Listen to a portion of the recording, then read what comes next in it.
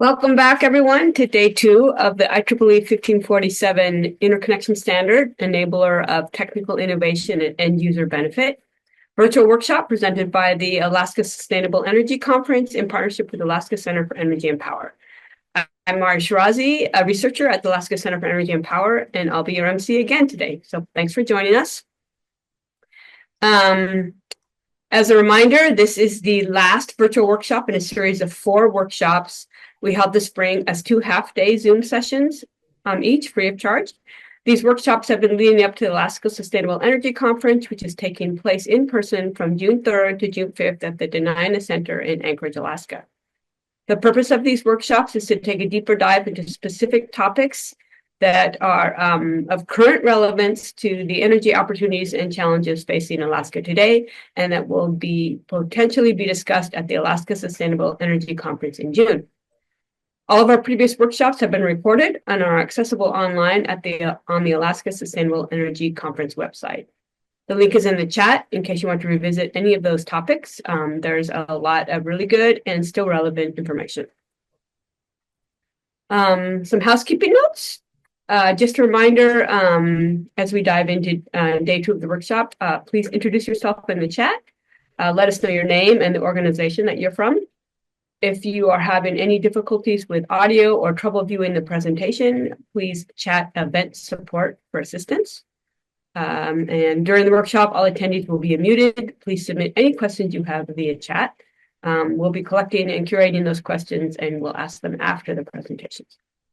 The recording of this workshop will be available on the ASIC website at www.alaskasustainableenergy.com. No dots, no spaces. So if you have to step away or watch or share a presentation after the fact, you can do that.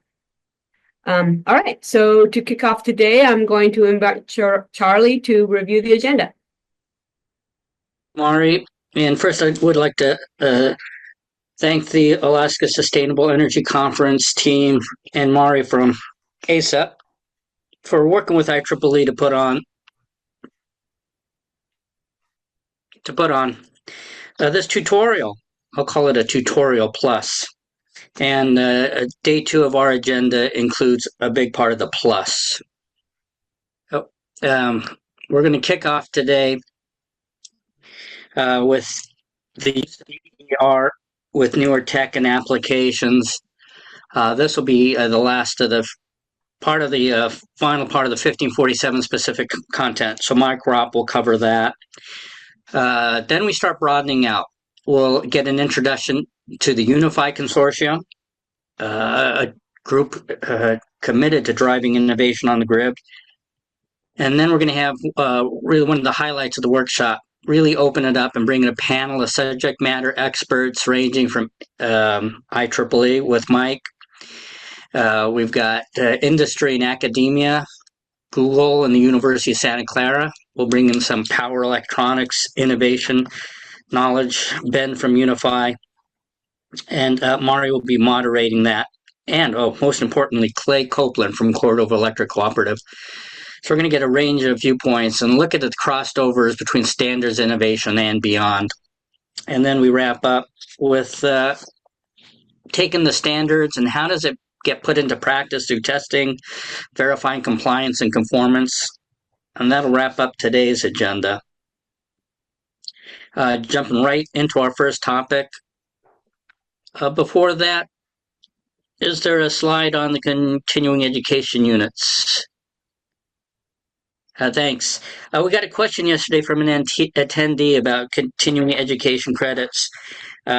This would be relevant for anyone with a PE and EE whose license requires continuing education or PDH, professional development hours. After the workshop, the event, as their post-workshop email will include a form that's filled out and signed. And for those who can use the continuing education unit credit or PDH credit, I've assigned 4 hours as falling under the IEEE tutorial portions that would be appropriate for EEPE continuing education. So for those who need it, you will likely know what to do with it. You sign it and file it. For those who don't need it, you can just ignore it. And if you have any questions on the form, the PDH form. I'll put my email in the chat following this intro. Heading into the program for today, we'll jump right into it and get started. We're leading off. Please welcome Michael Rock, principal member of technical staff at Sandia National Lab and a national leader in DER modeling, engineering, and standards development. Michael works in the design, planning, modeling, simulation, control, protection, and diagnosis of low inertia and distributed power systems. Very relevant to Alaska. He has a PhD in electrical engineering from Georgia Tech and over 25 years of power engineering experience. He is a registered PE and is an IEEE fellow. That's the highest level of IEEE member. Welcome, Mike. The floor is yours. All right. Thank you, Charlie. Hello, everyone. Hello, everyone. I'm Michael Ropp from Sandia National Laboratories. As you can see from looking at me, obviously the picture Charlie was showing is back when my hair was not this color. But anyway, we do what we can, right? So there are two main topics that I wanted to discuss with you today. Both of them in this emerging technologies and application space. One of them is energy storage, and the other one is going to be off-grid systems and microgrids. And the two IEEE 1547 family standards that work with those two emerging technologies. So the first one we're going to talk about is, and I apologize, I just noticed the date is wrong in this. We should probably fix that. Energy storage has a lot of interesting aspects as distributed energy resources go. So we have the 1547 main standard, but it in some ways dealt with energy storage, in some ways it didn't. So we developed this application guide here, 1547.9, that is all about how to apply 1547 to energy storage. The date is actually 2022. I apologize for that. I'll fix that when we get a chance to take a look at these slides here. So before we dive into that, I wanted to make sure that everybody was clear on the ranges of applicability of some of these IEEE interconnection standards. I imagine most of the folks here have heard of these, but just wanted to kind of show you the delineation here. The 1547 family of standards, the one we're going to talk about here today, they apply distribution. And we didn't really define what distribution is. We allow utilities to define that on the basis of whatever they consider to be a distribution voltage. Typically we're talking 15 kV class. Of course, there are utilities with 25 and 34.5 and other voltages of distribution. So you get, as a utility, you get to decide what distribution is, and then 1547 would apply there. There used to be a size limit on 1547. You may have talked about this yesterday. The 2003 version of 1547, the first one that was published, applied on DER's distributed energy resources up to 10 megawatts. But in 2018, that restriction was removed. So there is now no longer a size constraint. As long as it's connected to distribution, it's under 1547. The main 1547 standard is just 1547 2018, which is the one that sets the requirements that you have to meet to connect to distribution. 1547.1 establishes the tests that you have to run in order to make sure that you're conforming to 1547. 1547.2 is an application guide that really gets into a lot of the whys. Why is this requirement the way it is in 1547? A lot of that is captured in 1547.2. So it's a very interesting read, and it's very helpful to understand how to use 1547, how to apply it. 1547.3 is all about cybersecurity. Just published a new version of this one in 2023. The one I'm going to talk about here today is 1547.9. That's the one that's the application, of 1547 to energy storage. Again, all of this applies to distribution, and it also applies to all types of distributed energy resource. What I mean by that specifically is it applies both to inverter-based resources and to rotating machines. When we get up here into the transmission level, which may or may not have a lot of applicability in Alaska, depending on where you are, But IEEE 2800 is the transmission level standard. It applies only to inverter-based resources. So it's very different from 1547 in that respect. There are really only two members of the 2800 family. 2800-2022, this is the one, again, that sets the requirements. It's the base standard of the 2800 family, similar to the base standard of 1547. This 2800.1 really doesn't exist yet. So for right now, let's just kind of ignore that one. 2800.2 is being written right now. It's actually supposed to go to ballot probably next month. So it's right on in the finishing stages there. 2800.2 is analogous to 1547.1. 2800.2 is the one that establishes the tests so that you can tell whether you're conforming to 2800. So we're not going to talk about this too much today, but I want you to be aware of this, of the delineation between these two. You see the little teeter-totter here at the bottom of the screen. I know we're going to talk about this a little bit later. Charlie was talking about this just before we came on air here just a moment ago. There's always a little bit of a tension when we write these standards in the IEEE. We want to simplify processes as much as we can, streamline the interconnection process so that there is uniformity between jurisdictions, so that manufacturers can design to a unified specification, which reduces costs.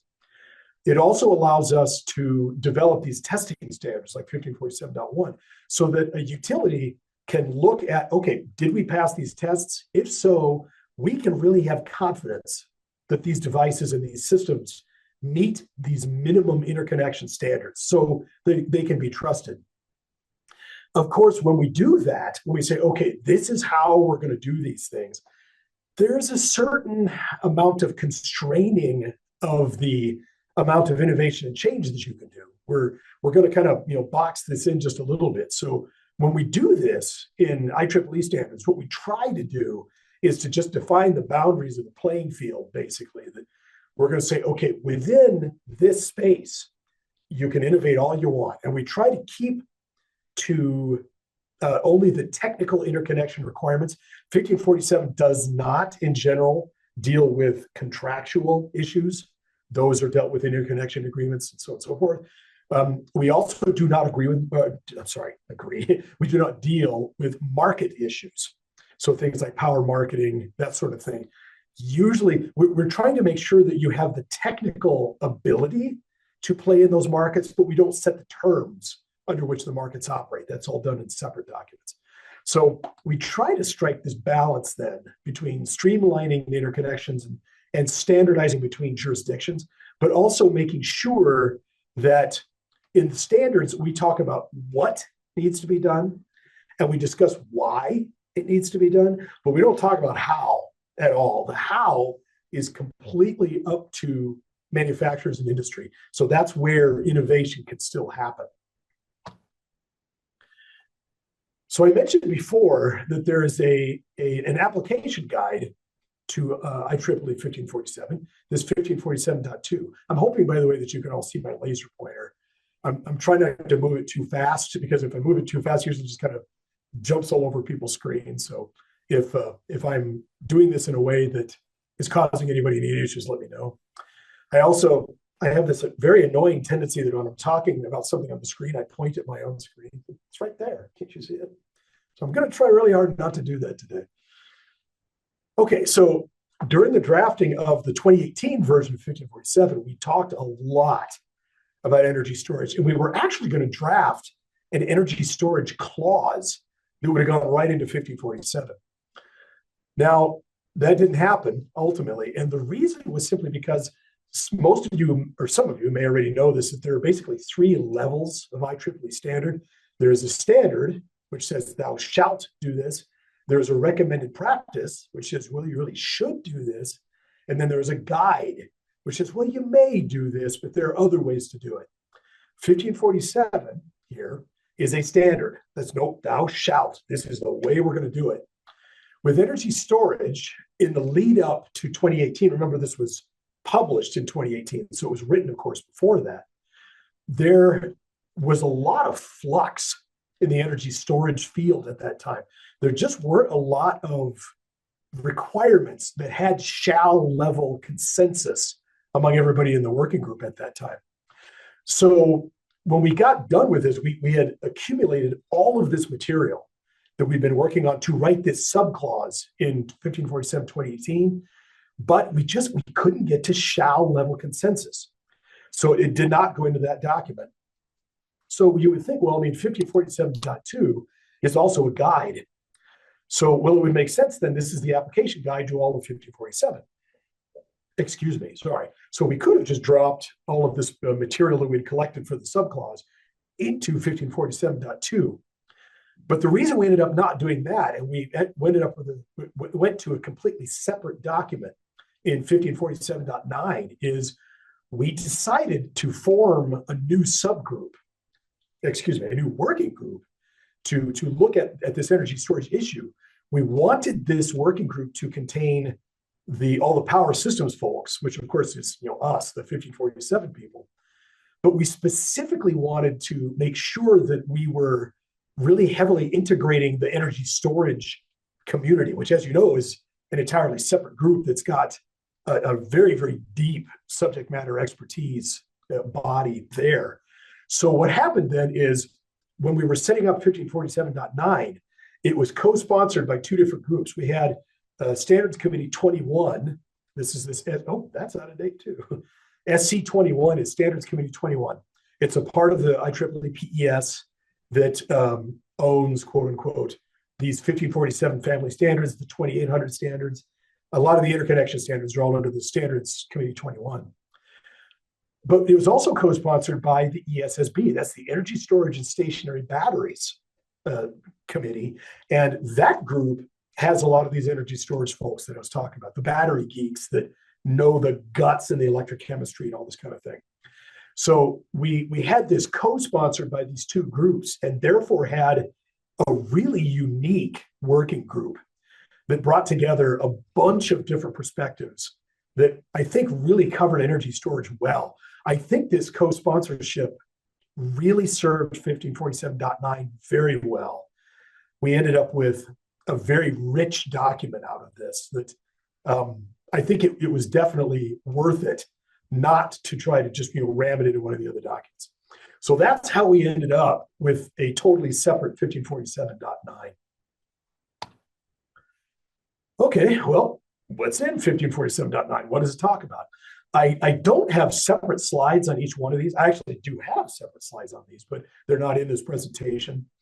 Folks who are really interested in doing a deep dive on any of what's in 1547.9, of course, I would first encourage you to get hold of the document and look through it. But if you have any questions about any of this, my email address is going to be at the end of this presentation. Absolutely feel free to contact me anytime. I'm more than happy to help you navigate this and to navigate the alphabet soup that sometimes comes along with some of this. So yeah, reach out to me anytime. So 1547.9, as it says here, is all about applying the base standard 1547 to energy storage. So one of the things that we did is the clause structure, the document structure of 1547.9 matches the one in 1547. We go to every clause in 1547 and say, okay, here's what it says. How does that apply to energy storage? What you're going to find is many of the clauses, like, for example, power quality, I think is one of these. It says that this clause in 1547 applies to energy storage without modification. It's exactly what it says it is. So several clauses exactly what's in 1547 applies verbatim to energy storage. You don't have to do anything else. But there are several other examples where there are things that we did have to talk about.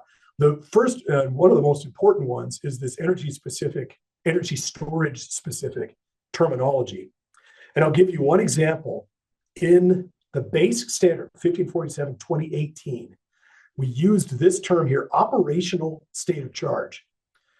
So I think we all kind of have an intuitive idea of what that is. We all know what state of charge is, right? State of charge is the energy that's actually stored in an energy storage element expressed as a fraction of the capacity.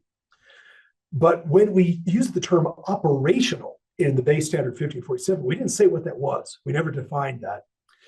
Well, it became clear that operational standard charge meant a lot of different things to a lot of different people. We need a common definition, or else we use this term and it doesn't mean anything, or it causes confusion, even worse. So one of the first things that 1547.9 did is we defined what is the operational state of charge. Now, of course, it's as a fraction of something. What's the something? What's the operational capacity, which was not defined in the base standard at all. So we first defined this in 1547.9, then talked about operational state of charge. And if you get into the document, 1547.9, you'll see that there's several pages, a lot of really rich detail on how do the battery guys determine what operational capacity and operational state of charge are. The operational capacity is really a modification of the nameplate rating. So I say, okay, this is a 1 megawatt hour battery. Well, it was when I bought it, right? Now that it's been through a bunch of charge discharge cycles, what's its state of health? That impacts operational capacity. Temperature impacts operational capacity. Discharge rates, lots and lots of these things. So there's a whole bunch of modeling of measured data, like the charge counting that we use for state of charge estimation. That's a piece of this.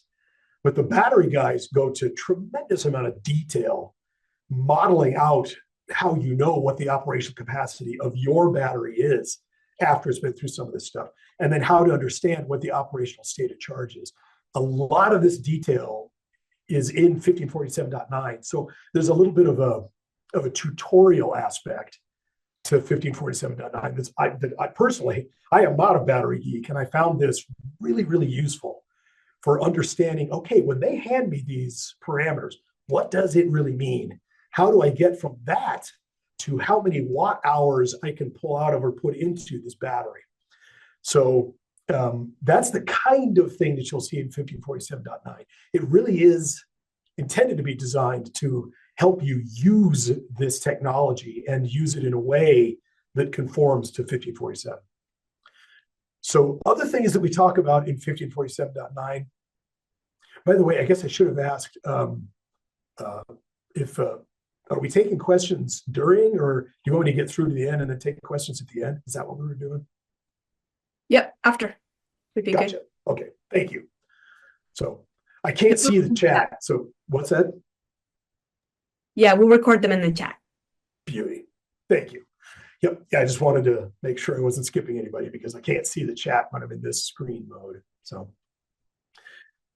okay. So some other things of interest that are in 1547.9, there's a black start section. So in the base standard, there's a clause, it's clause 8 in the base standard, talks about both unintentional islanding and intentional islanding. So most of you have at least some familiarity with unintentional islanding, which of course has to be prevented. Don't want something running on and energizing the system when it's not intended to be. So there's a lot of discussion on how you determine whether you're in an unintentional island and what the requirements are. Now, the thing is, if I have an intentional island and I've broken off from the grid and I'm operating as a microgrid or a little ocean of light in the darkness all around me, then when under certain circumstances, I might want to start expanding the boundary of that intentional island. For example, I actually was working with a system like this just a little bit ago that we had a situation where there was a section of this community that was inside an intentional island boundary. And there was another intentional island right next door that has a critical load in it. Communications center is what it was. But what we wanted the ability to do is if this microgrid dropped out, we wanted microgrid A to be able to pick up the communications center that's over here in microgrid B. So I'd like to be able to expand that boundary. Now, the problem is 1547, the 2018 base standard, doesn't really have a way to do that because it assumes that I am not going to reconnect back to the main grid until the main grid is energized and is all stable. Everything's all good. There's really no provision at all in 1547 for allowing an island to black start a load like that. So in 1547.9, we talk about, okay, here are the ways in which you can do that within the confines of what is in 1547 and how you can make some of that work. So I've just been using this in a project that I'm working on right now. Some of the volt-var support modes, when we wrote 1547-2018, it was supposed to include energy storage, but it was imperfect in some ways in the way that it did that, because you were really thinking about solar and landfill gas synchronous machines and small hydro, a lot of things like this. So it's all basically unidirectional, right? These are all generators. So the bidirectional nature of energy storage did get lost in a couple of places. One of them was in the volt-var modes that are in clause 5 of the base standard in 2018. So in .9, there's some clarification of, this is how we recommend applying that to an energy storage system. In a lot of cases, it's just symmetrical across the real power axis. When real power is positive, you're doing one thing. Well, when it becomes negative, you're just sort of doing the same thing on the other side. But that's not always 100% true. So .9 clarifies exactly how all of that works. Fast frequency response is allowed by 1547-2018, but it is not required. What fast frequency response, you'll know what fast frequency response is, right? If I have frequency drops, I would like to be able to source more active power quickly. If frequency goes up, I need to be able to back off quickly. Energy storage is obviously a big part of this because of the fact that something like a PV plant probably isn't going to be able to give you an increase in power. Sometimes you can if they're deliberately curtailed for that purpose, but most of the time that's not the case. So fast frequency response is very much a property of energy storage. Now, the thing is, fast frequency response is locationally constrained, right? Basically because of system impedances in the distribution system where 1547 applies. I can't necessarily fully utilize the capability of fast frequency response that might be demanded due to a frequency transient happening in the larger system. So we go into that quite a bit in 1547.9 to talk about how you can work with the locational constraints of fast frequency response. You can still use it, and it's definitely useful, but you have to understand you may not get everything that you think you're going to get because obviously we can't drive an overvoltage due to fast frequency response or something like that. There are Mike, yes. Excuse me, Mike, before we leave fast frequency response, I want to add a little bit to that. There's an informational annex that goes into additional detail. And one thing I want to highlight to the Alaska folks is a lot of the driving interest are some larger systems are looking at coordinating energy storage response to be quicker than their under frequency load shedding, so they can arrest sudden frequency drops before they have to drop load. The good news is NERC, North American Electric Reliability Council, looked into this deeply, and they have convinced themselves, and it's pretty simple to verify, that energy storage has a response profiling capability and is controllable, such that it's very good for this fast response application.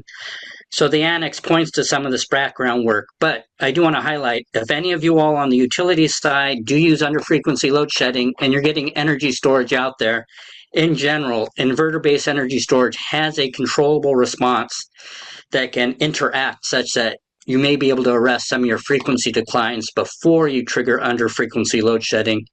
Another comment on annexes in 1547.9, that's where we go into more detail. Mike, correct me if I'm wrong. I think we have an annex on operational state of charge that goes into depth on what that means. We have one on fast frequency response, and I think the third one was V to G. Where does 1547 apply? Well, I want to highlight that I have real strong optimism for energy storage as a frequency decline arrestor or a frequency rise damper going forward. Thanks, Charlie. And I would riff off of one thing that Charlie said there too, that's important to make sure that people understand that, like on something like fast frequency response, what 1547 2018 did is it said we want this DER equipment to have this capability. And then it defines what the range of capability is and some things like this. How that capability is used is generally up to the system operator and can be tailored to individual circumstances. So Charlie mentioned that he was talking about utilization of this capability. There's a lot of capability in these devices that we're not really fully using yet. So that's kind of what we're hoping, that the availability of some of this and the understanding of what it can do is going to lead to the point where DERs actually become a really valuable asset for us. So we're getting there. Mike, to add to that, I think you brought up a core point for all of 1547. It defines the capability, kind of the envelope, what you do within that is allowed, but you can't go outside. So one of the checks we did is that the allowable rate of response, how fast, the window or the allowable range in 1547, 1547.9, where it gives some clarification, is well within the time frames that you could do fast frequency response. So that's a great example where the standard didn't become a barrier. Now, I've done interconnection studies and approvals for utilities that said, hey, we want to slow down the response so it mimics a combustion turbine. And they completely lose the speed of response that system was capable because the operators were more comfortable with something that responded slower. In some cases, they wanted the energy storage to be the last asset to respond to a frequency event. While we're on this topic, I'm going to break from the format a little bit and read you a question from Dan B. Here's the question. If fast frequency response is combined with reactive output, can that facilitate adding power onto the distribution system without excessive voltage increases? Yes. Short answer is yes, it can. Of course, those VARs have to come from someplace. We're going to absorb VARs to pull the voltage down so that we can push watts, which will push the voltage back up. So the only key is that those VARs have to come from somewhere. You got to have a source. But if you plan for that, absolutely yes, you can do that. Mike, we missed this yesterday on general requirements, but a big change was 2003 was a megawatt because everything was power factor of 1. But in 1547, 2018, it's now MVA based. There's a minimum power factor requirement. So any 1547 compliant DER should have that reactive capacity to draw on to the minimum capability called out in 1547 revision 2018. Thanks for the sidetrack here. Charlie would be disappointed if we didn't have at least one of those. So, all right, thank you for this. This is all very good. So let me just sort of quickly drop through some of the rest of these. Obviously, lots of interest in this fast frequency response. So maybe we'll talk about that more when we come back to it. Voltage and frequency ride-through exemptions. So you all know that in 1547, we added all these new requirements that when the voltage, in the first version of 1547, which was the 2003 version, it was really a trip first and ask questions later kind of mentality. The utilities, we knew how to deal with all of these abnormal conditions. So the thinking was, look, get the DERs out of the way, let us deal with it, and then we'll bring the DERs back on. And that worked just fine as long as the relative amounts of DERs were fairly small. As soon as that started to not be the case anymore, we start having these cases like what's happened in California and in ERCOT. Well, I should not say ERCOT because that was a transmission level event, but we've had cases where a loss of a whole lot of DERs connected at the distribution level has actually been large enough to cause bulk system transients.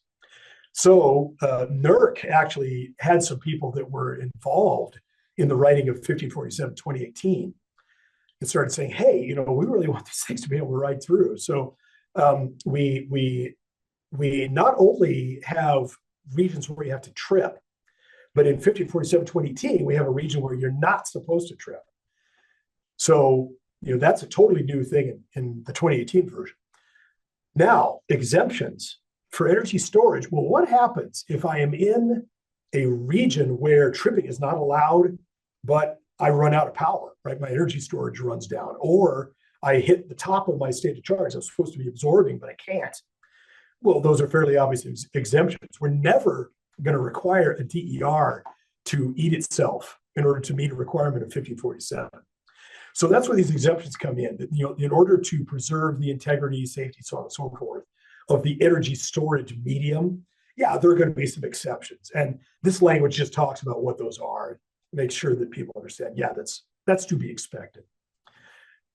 Secondary networks are a fascinating topic. We're talking distribution secondary networks here, where you've got multiple redundant paths from the grid source to your loads, like grid networks in downtown areas, spot networks for industrial facilities, that sort of thing. So a little bit of discussion about ESDERs, and ESDERs by energy storage DER. I should make sure that I spell this out.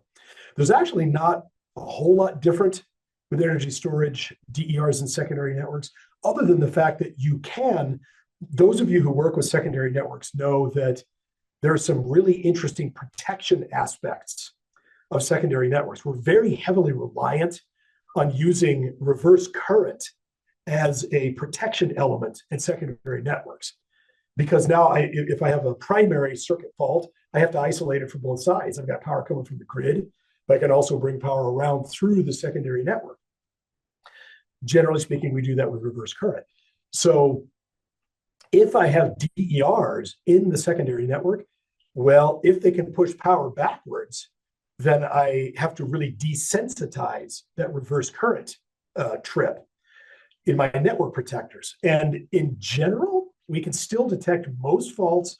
Where we get into trouble is if there is a single phase to ground fault on a primary feeder.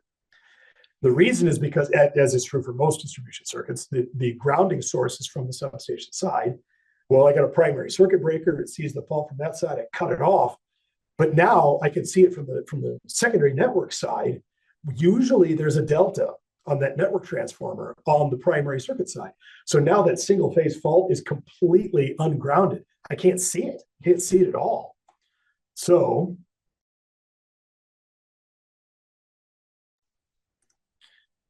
pardon the momentary mute there, had to sneeze and didn't want to share it with you all. Allergies in Albuquerque in the springtime.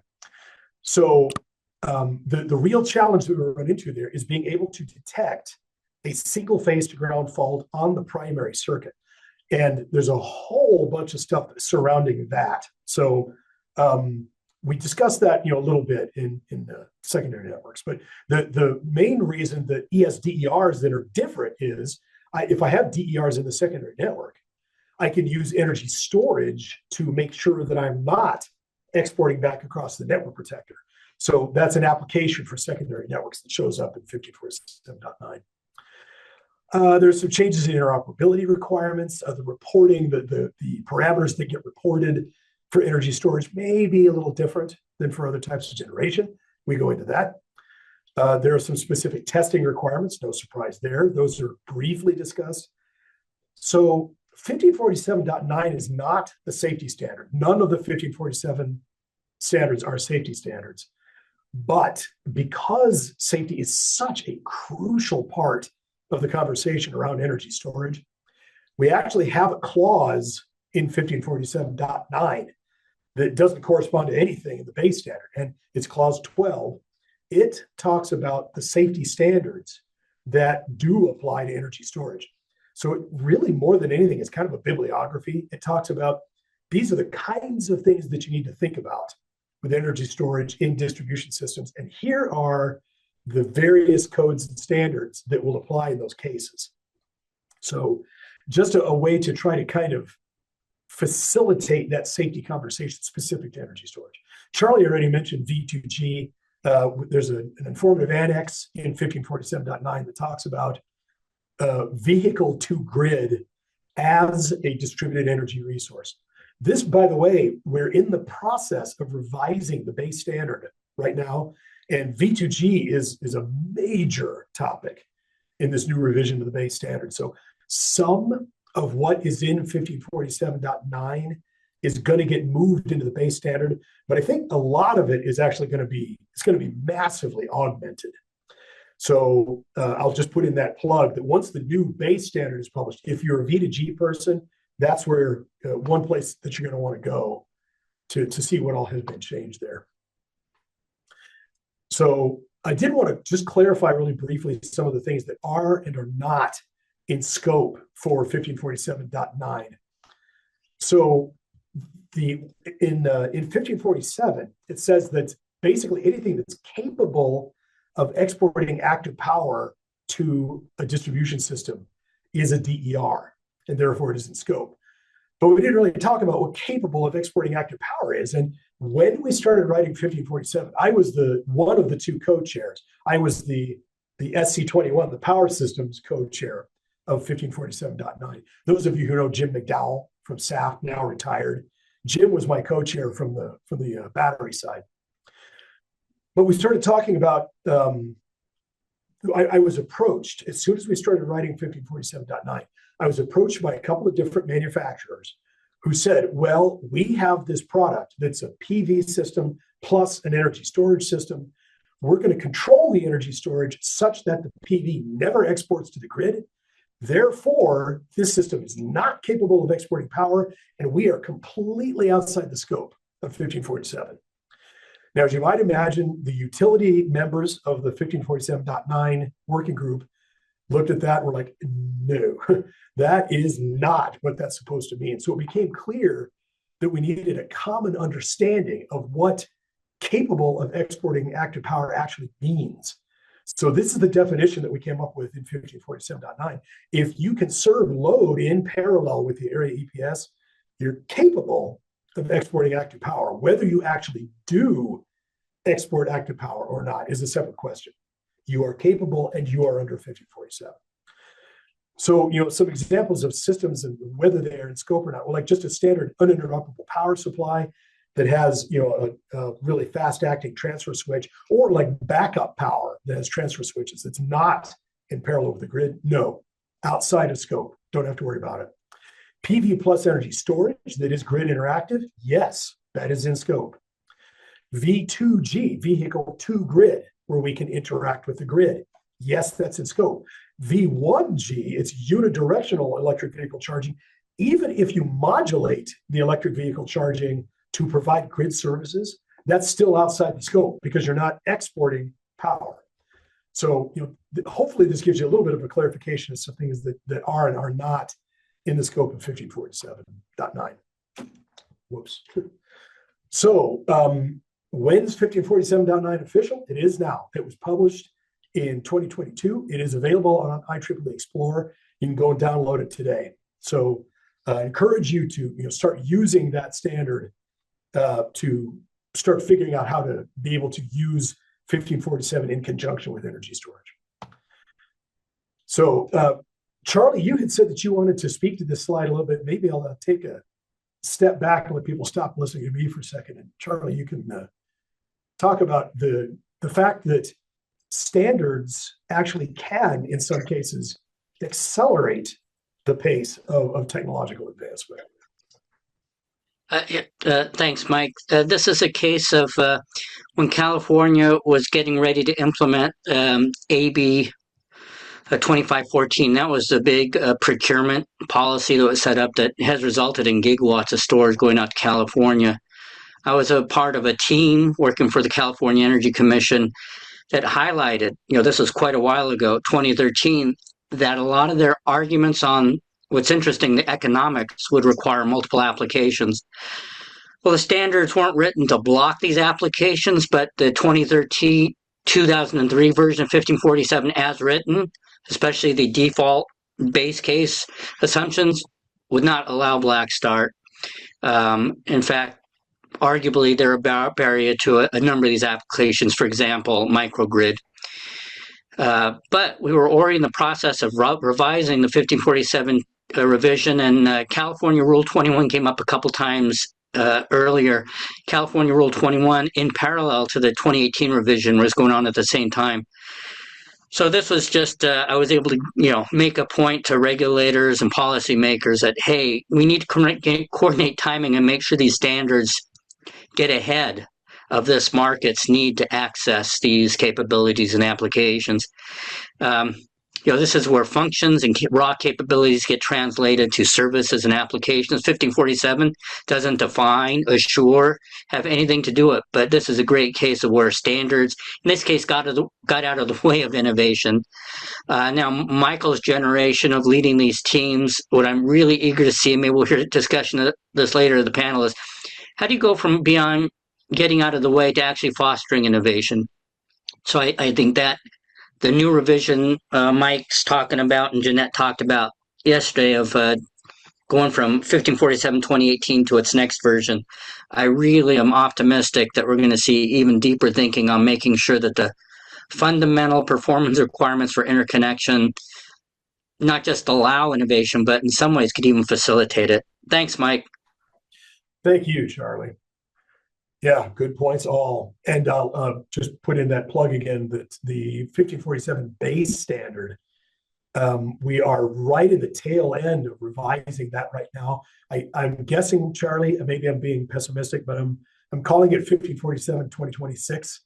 I don't think it's going to be finished quite in 2025 because we still have a lengthy ballot process, and this is a big, complicated, and highly important, highly impactful standard.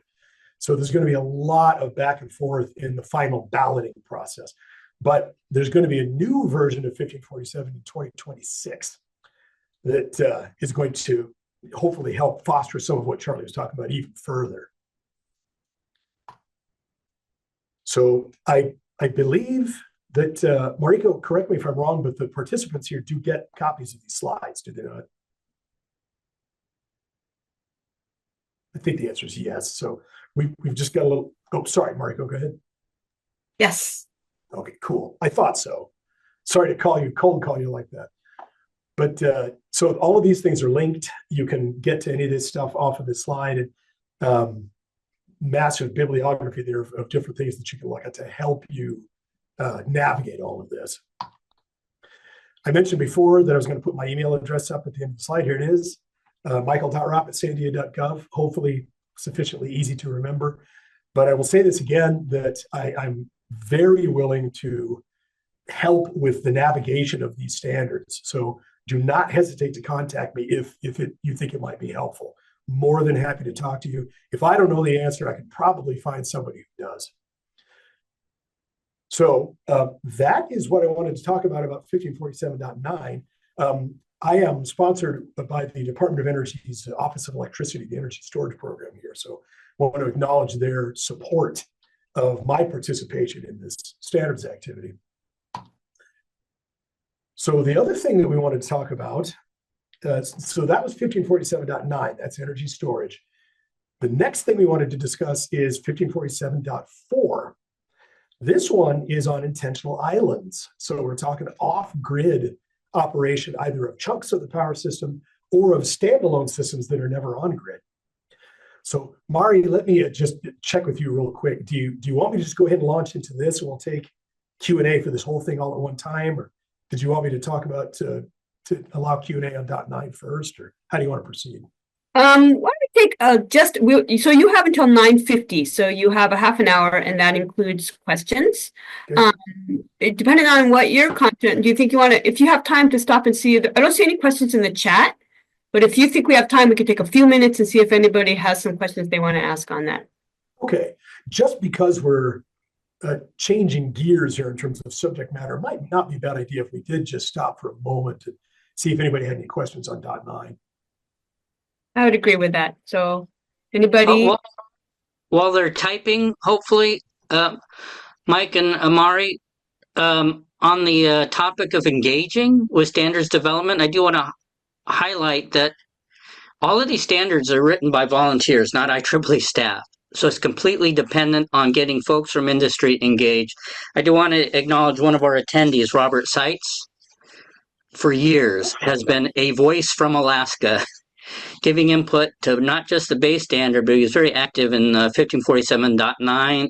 I don't know if Robert's a member of .4, but he's been an invaluable resource, and he's actually set up some prior full-day tutorials on these topics in Anchorage.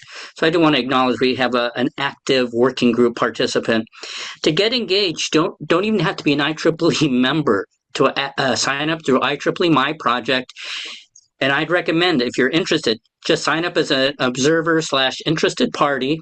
You won't be able to vote, but you'll get notification of any major milestones and access to some of the draft material as these revisions happen. But even better, if you're an IEEE member and if it's supportive to your professional or work needs and goals, working groups are great just centers of knowledge that to contribute and learn from. Since we have no new questions, I want to go back to Dan B's question.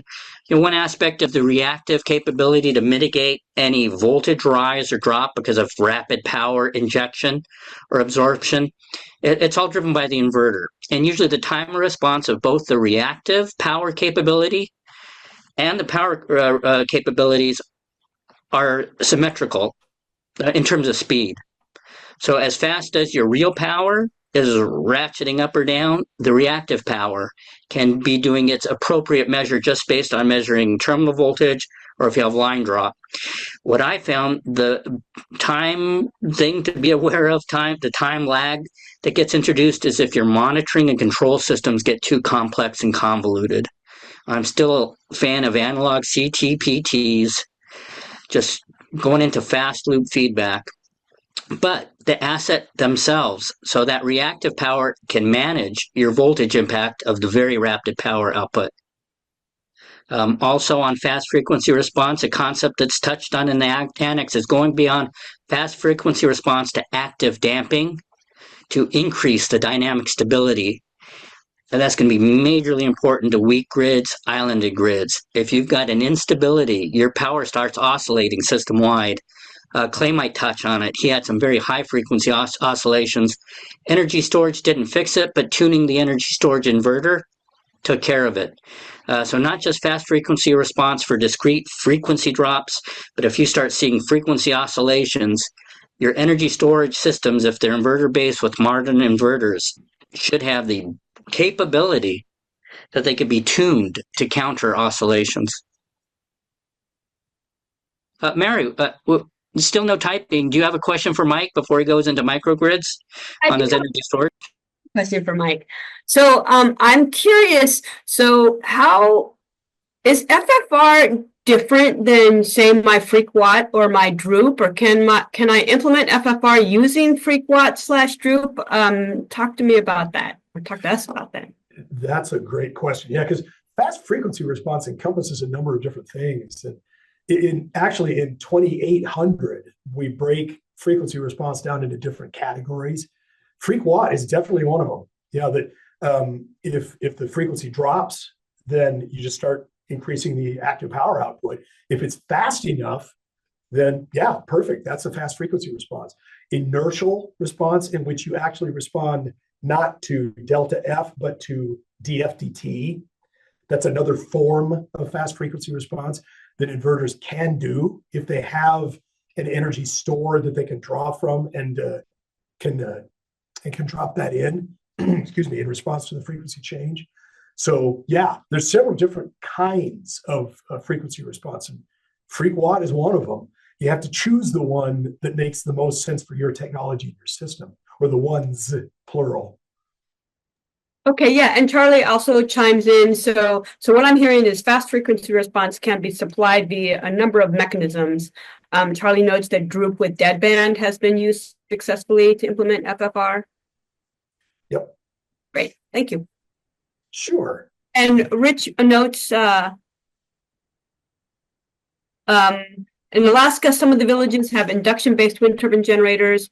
There was at least one situation where the system suffered from overvoltage due to the amount of capacitance of the distribution line under high Q input to the turbines. That's interesting. Yeah, we had a case in Hawaii where we started seeing way high voltages at night. And it was because there was a particular manufacturer of inverter that was dominant on that island, whose output filter was not disconnected from the grid when the power stage was down. So those output filter capacitors were all just hanging on the grid at night. They got a whole big VAR source that was pushing voltage up. So some of this we're kind of learning as we go. The capacitors from the underground cable from the wind park, that's interesting. I hadn't heard that one, but it makes sense. Quickly, maybe we ping Clay on this later. Cordova was looking at a long cable extension that was going to drive voltage right. And I was promoting the idea, make sure to get a 4-quadrant energy storage system when he adds. And I've seen systems where the reactive control can be assigned to a more general voltage regulation duty while the power, the real power and energy management that is, let's say, the prime reason to put a storage system, the reactive power can be independently controlled. Those four quadrants are very independent. So here's the tip. Make sure and spec four quadrant inverters if and when you buy an energy storage system. Oh, hey, got more comments.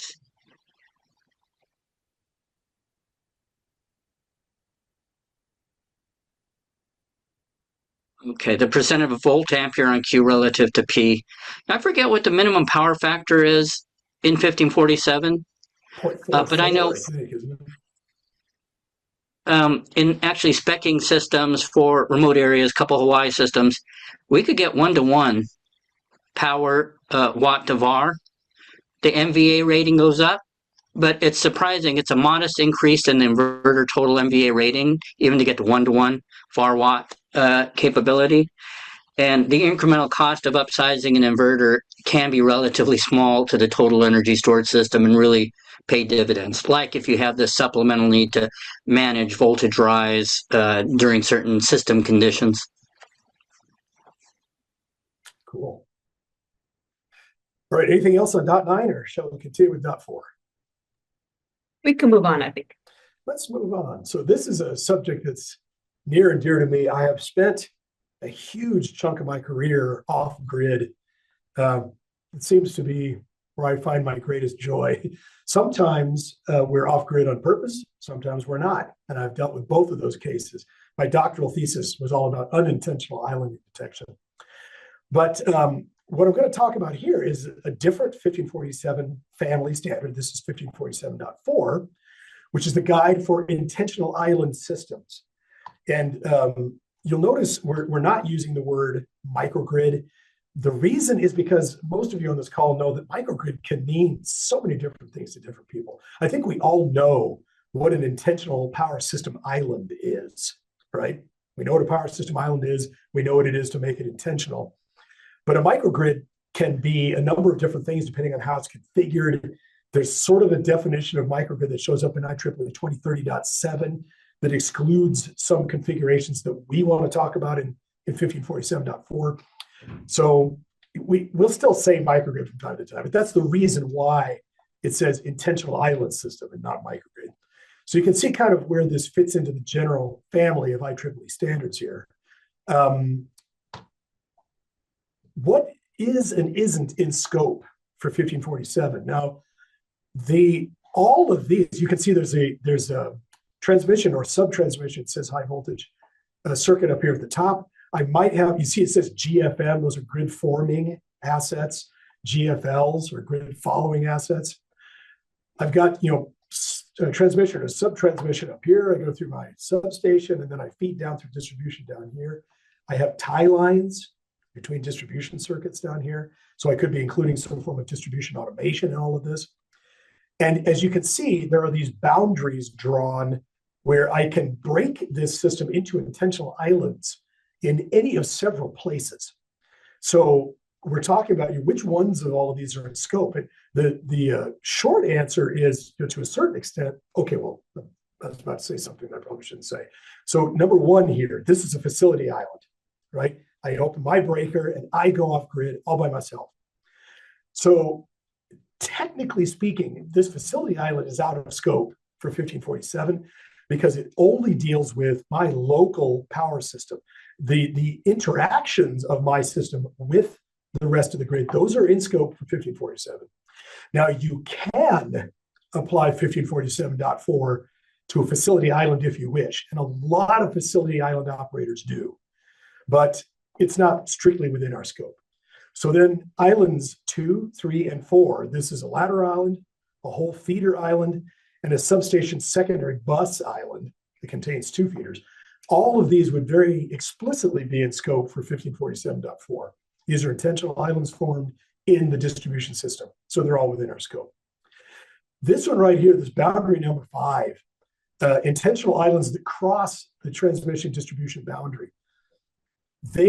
The Standards Association determined that those can be considered in scope for 1547.4. So we are talking about these a little bit.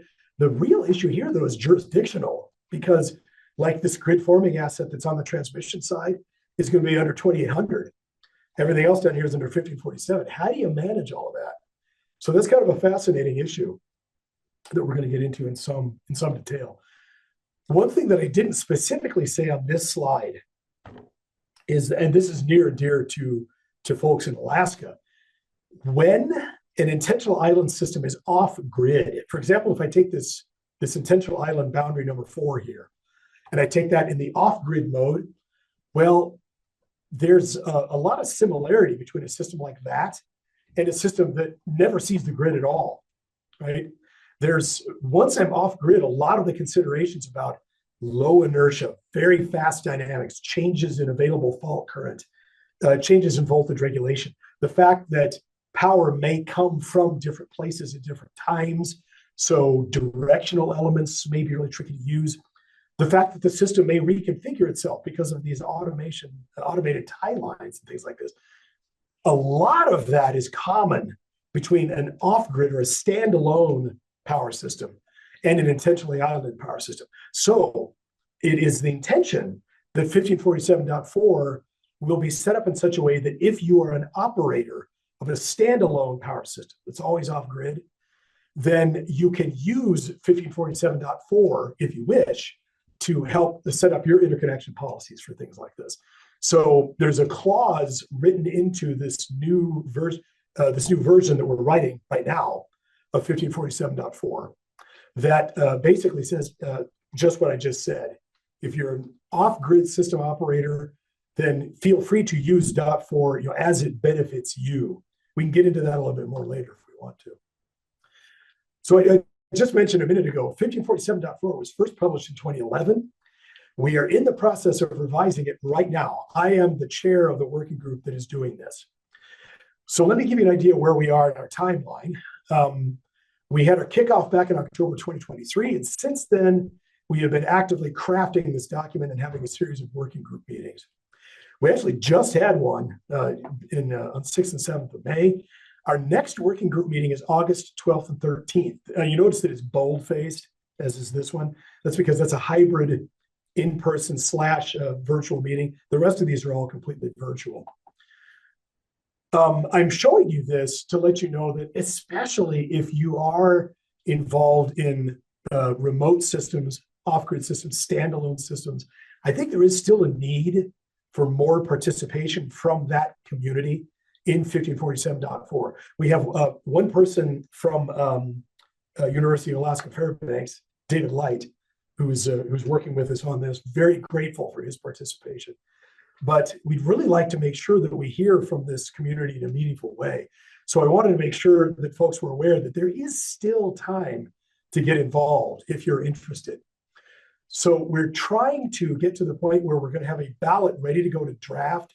I said that exactly backwards. A draft ready to go to ballot. Sorry about that. My brain does not work. A draft of 1547.4 ready to go to ballot in June of 2026, June 25th, in other words, at the end of this working group meeting right here. So folks who are interested in getting involved, Charlie mentioned a little bit ago, the number one thing you should do is go out to my project and express an interest in this standard. Let's see, do I have it? Yep. And here's the address for this. This is the standard that you're looking for. BOG is Board of Governors. I mentioned SC21 a minute ago. This is another standard that's sponsored by SC21. Then look for 1547.4. If you just search for 1547.4, you'll find it. That'll put you on the list for email notifications. If you have any trouble with this, just drop me an email. I'll be more than happy to help get you connected. So I think that's the bulk of what I wanted to say about 1547.4. Again, it's still in draft form right now, so a lot of what's in there is in flux, but there's definitely an opportunity to get involved. And we want to try to make this as valuable to the standalone systems community as we possibly can. So I'm actively soliciting folks to get involved if you wish. Here's my email address again, michael.ropp@sandia.gov. Go ahead and drop me a line, and I can put you on the email listservs and things like this. As Charlie pointed out, you don't have to be an IEEE member. You don't have to be a Standards Association member. If you want to vote, then you have to be a Standards Association member. But if you just want to contribute, if you want to know what's in this thing from a technical perspective, if you'd like to help write technical content for the standard, you don't have to be a member of the Standards Association. Anybody can come to these meetings, can observe what's going on, and can even assist in the writing of technical content. Just a quick word about how this is structured. We have a working group that has all of the folks in it who are involved in this, but the working group then breaks down into subgroups that look at different topical areas, things like planning, operations, protection, communications, those sorts of things. So if you want to get involved in like a specific area of intentionally islanded systems, that option is available to you as well. Just ping me and I'll help get you connected to the right people. I mentioned before also that 1547.9 follows the same structure as 1547, the base standard, because we're talking about how to apply the base standard to energy storage. That's not at all the case with 1547.4. This is a completely separate standard from the base standard. So these things are 1547, the base standard, has a clause in it, clause 8.2, that talks about intentionally islanded systems. But 1547 doesn't get into the inner workings of intentionally islanded systems. That's on purpose. That's 1547 deals with the interconnection of those things to the grid. But once you're off grid, then you're in the domain of 1547.4. So, excuse me. If you're, again, interested in being a part of this, get hold of me and we'll get you connected. So I think that's everything I wanted to say about .4. That leaves us, what, about 15 minutes? Is that what we have for Q&A? Something like that. We actually, it's great timing. We have 10 minutes. And so I hope that people start typing. We have one from Dan. For boundary number 5, how do you deal with a ground fault on the transmission side? And maybe you could pull that slide up. This guy here. Right. Yep, ground fault on this side that might be energized from the other side. Is that what you're talking about? Dan, you can, yes, he says yes. Okay, right. Yeah, well-known problem. So usually in a case like this, you'd put 3V0 on this breaker right here to be able to detect that. Sometimes that's a challenge because then you have to have high voltage PTs to be able to detect the 3V0. There are some limited ways for being able to detect it from this side, but that's actually almost the same problem I was talking about with the secondary network. Once I lose the ground source on this side, it's really hard to see a single phase fault. So you have to have adequate protection here to be able to do that, or you have to rate everything on this side of the system for line-to-line voltage. So you're not blowing up arresters or things like that when you get a ground fault over voltage.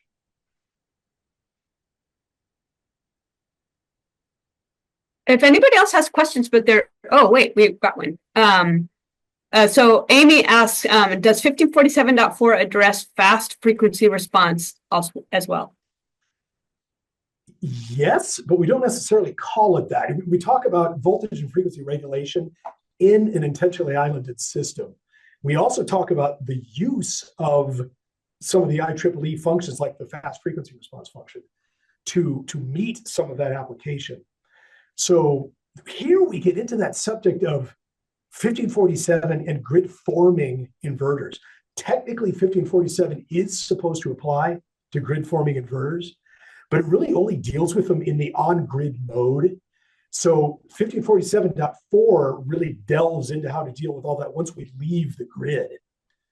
So that's kind of a short answer to what could be a really long and intricate. These are both, by the way, excellent questions. I love the question about the ground fault up here because that could go on for an hour by itself. But yeah, this really deals with how to regulate voltage and frequency once we are under the control of distributed grid forming assets. And yes, 1547.4 does talk about that. If anybody doesn't want to type, they can also just raise their hand, and the event organizers could let you ask a question if you have one. Um, in the meantime, I'm going to ask a question, Mike, because I recall you have done you're talking about like some overvoltage, like ground fault overvoltage or transient overvoltage. You want to talk a little bit about that and maybe some of the history that happened in Hawaii and what are the various kinds of overvoltage that can happen? Yeah, sure. So the easiest one to understand is load rejection over voltage. And those of us who have ever dealt with the system on grid have probably had to work with this before. That I have a generator, it's regulating to 1 per unit voltage. Suddenly I rip the load away for any of a number of reasons. Something just gets turned off, breaker malfunctions or whatever. But all of a sudden, all of that power has nowhere to go. The generator cannot instantaneously re-regulate. So the power spikes up while we're still forcing current out for just that brief period. How long it takes to re-regulate depends on the type of generation, how it's controlled. Inverters, again, generally are faster, but load rejection over voltage can be large. So you have to have fast acting controls. You have to have arresters to be able to make sure that that doesn't become a problem. Another form of overvoltage is ground fault overvoltage, which Mari, you alluded to just a minute ago. So this is the one that deals with, I've got a 4-wire circuit with a grounded neutral. Usually I have like this transformer right here, you see it's a grounded Y to delta. So on the grounded Y side, this transformer provides a low impedance path to zero sequence ground. So if I have a single phase to ground fault and you think about your sequence networks, this is the transformer that is mostly responsible for connecting that zero sequence path to ground. So this will make sure that that I've got a path for that single phase fault current. If I open this red breaker right here, so now I've lost my connection to this. What's grounding the system? I think that's the question really that was being asked up here too, is now there's a delta. There's nothing grounding it up there. At least I haven't shown it in the diagram. So, down here now I've lost that connection. How do I deal with that? If everything is inverter based down here, that's the subject of IEEE, let's see, it's C62.92.6 that talks about ground fault over voltage with inverter based sources. What is it that is completing that zero sequence path? Well, it turns out it's the loads, because the loads are connected largely phase to ground.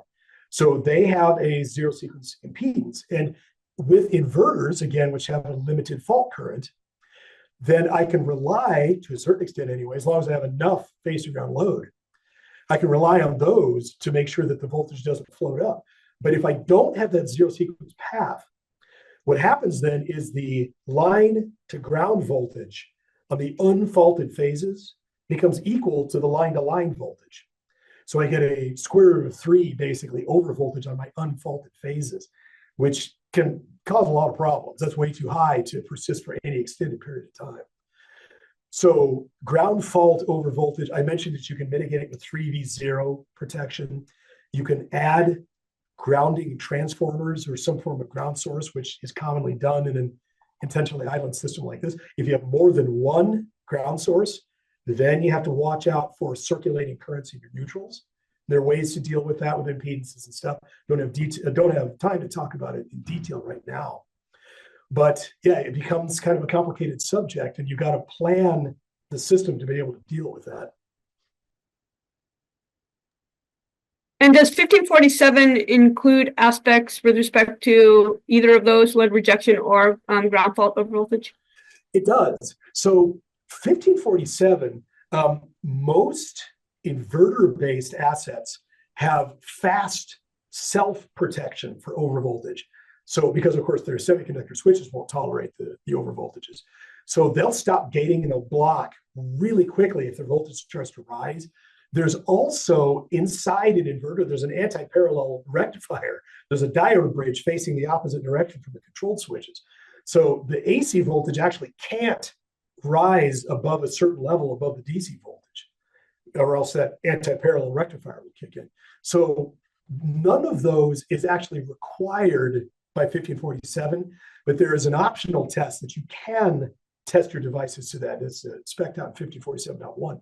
But 1547 base standard has two levels of overvoltage trip that are required at 1.1 and 1.2 per unit. The 1.2, as you might imagine, is very fast. It's 160 milliseconds, I believe.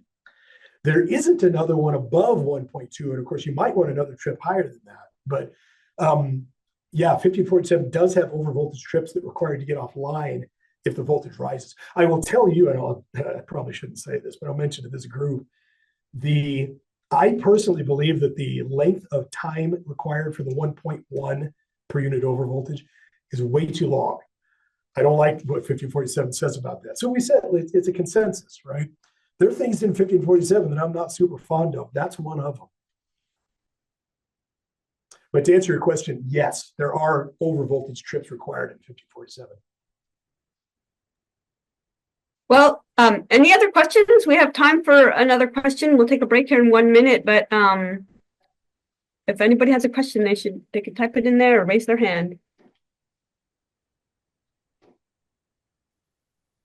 Sorry, someone has asked, please repeat the time for overvoltage. Now, Charlie, help me remember this right. I'm trying to remember in 1547, 2018, I think it is 0.16 seconds. It's 160 milliseconds for the 1.2 per unit overvoltage. And for 1.1, I'd have to look up exactly what it was. I will look that up and put it in the chat to make sure I'm telling you the right thing. Thanks, Mike. I have one comment for you and Mari. The upcoming speaker, Ben, was the chair of 1547.4's original working group. So you can congratulate him on the panel on the great work and how he had a crystal ball back in 2011 when they did the original version you're now updating all these years later. Very helpful in this revision as well. He's provided a ton of background material and stuff. So yeah, great. Hi, Ben. Hello. Great to see this continuing to move forward, and I think it's definitely a needed update to 1547.4 to really cover. And we've learned a lot over the last decade that needs to get implemented in the update. Welcome back. I hope everybody enjoyed their break. And I wanted to thank Mike again for a great presentation and a lot of good interactive Q&A. So thank you, Mike. Next up, we have Ben Kroposki. Ben he's going to provide an overview of the DOE Universal Interoperability for Grid Forming Inverters, or UNIFI. I always need to look at it because I can never remember what it actually stands for, even though UAF is part of it. So Ben's the director of the Power Systems Engineering Center at the National Renewable Energy Laboratory, where he leads their strategic research in the design, planning, and operations of electrical power systems. Ben has over 30 years of experience in design, testing, and integration of electric power systems, and is also a fellow of IEEE. And I've known and been working with Ben since the late 90s, so it's always great to whenever I get to collaborate with him, it's like visiting an old friend. So I will turn it over to Ben. His presentation will be fairly short, so if you don't get all of your questions during that time, Ben will be participating in our next panel. So take it away. Thank you, Mari, for the introduction. All right, so today I'm going to be talking about how we are driving grid innovation specifically through this thing called the UNIFI Consortium. As Mari mentioned, UNIFI stands for Universal Interoperability for Grid Forming Inverters, but there's another reason why we actually call it UNIFI. Because at the end of the day, what we're trying to do is at power systems of all scales, from microgrids, distribution systems to continental-sized grids, we're looking to address the challenges with seamlessly integrating inverter-based resources into the electric power system, and specifically trying to unify how these two kind of disparate worlds between the grid of the past, which was based on synchronous machines, synchronous generators and their characteristics, with inverter-based resources and their characteristics. So we have three major focuses in this consortium: research and development, looking at new ways of actually integrating these technologies; demonstration and commercialization; and then another key component is outreach and training. How do we actually train the grid operators of the future of how these systems will perform? So our consortium was started by the Department of Energy in 2022. And in 2024, we actually stood up an independent, membership-driven organization under IEEE ISTO, or the International Standards Technology Organization, to allow new members to join into the consortium itself.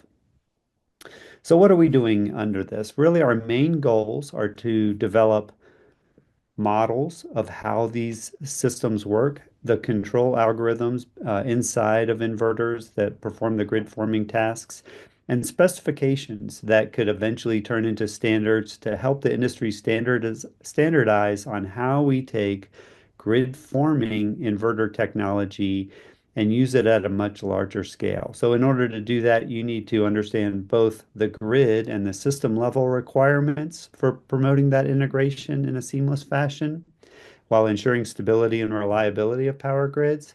And from the inverter side, you need to understand what type of requirements are going to define that grid forming capability in a very vendor agnostic fashion to make sure that you can satisfy all those interconnections. So we've been working over the last several years to convene this collaboration between inverter manufacturers on one side, the system operators and utilities on the other side, and bridge this gap between power systems and power electronics.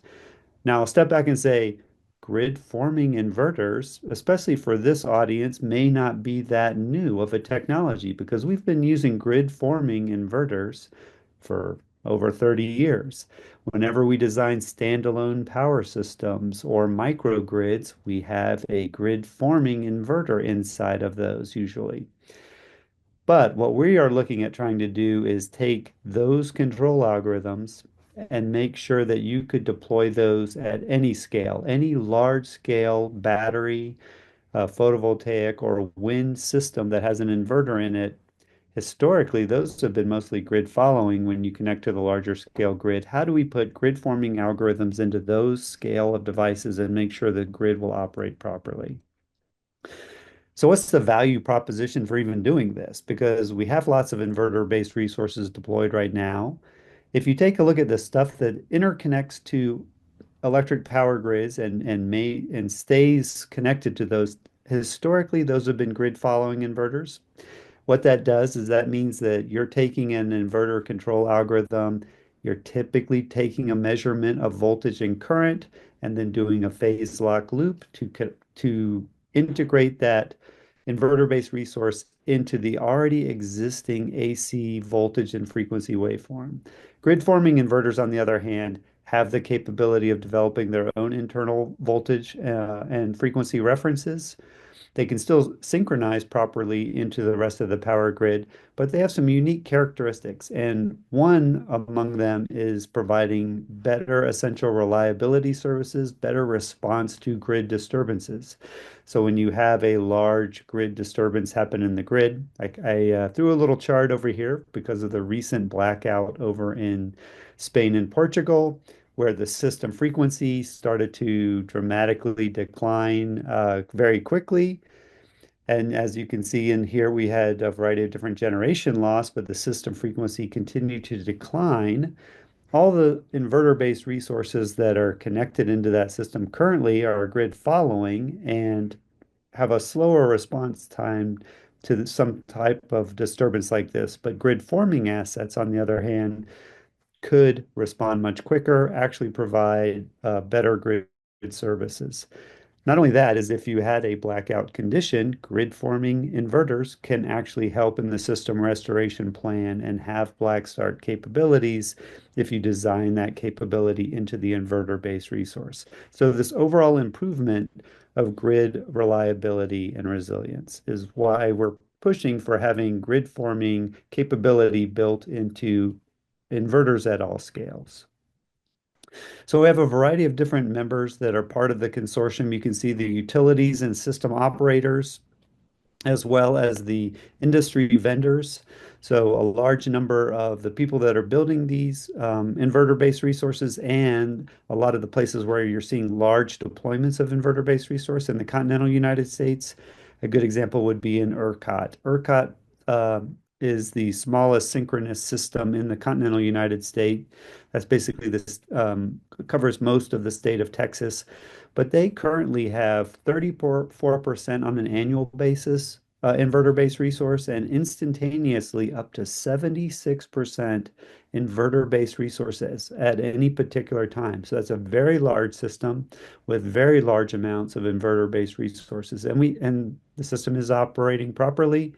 But we are looking at how we can make sure that as they move forward, they're using grid forming inverters to even push that to higher levels.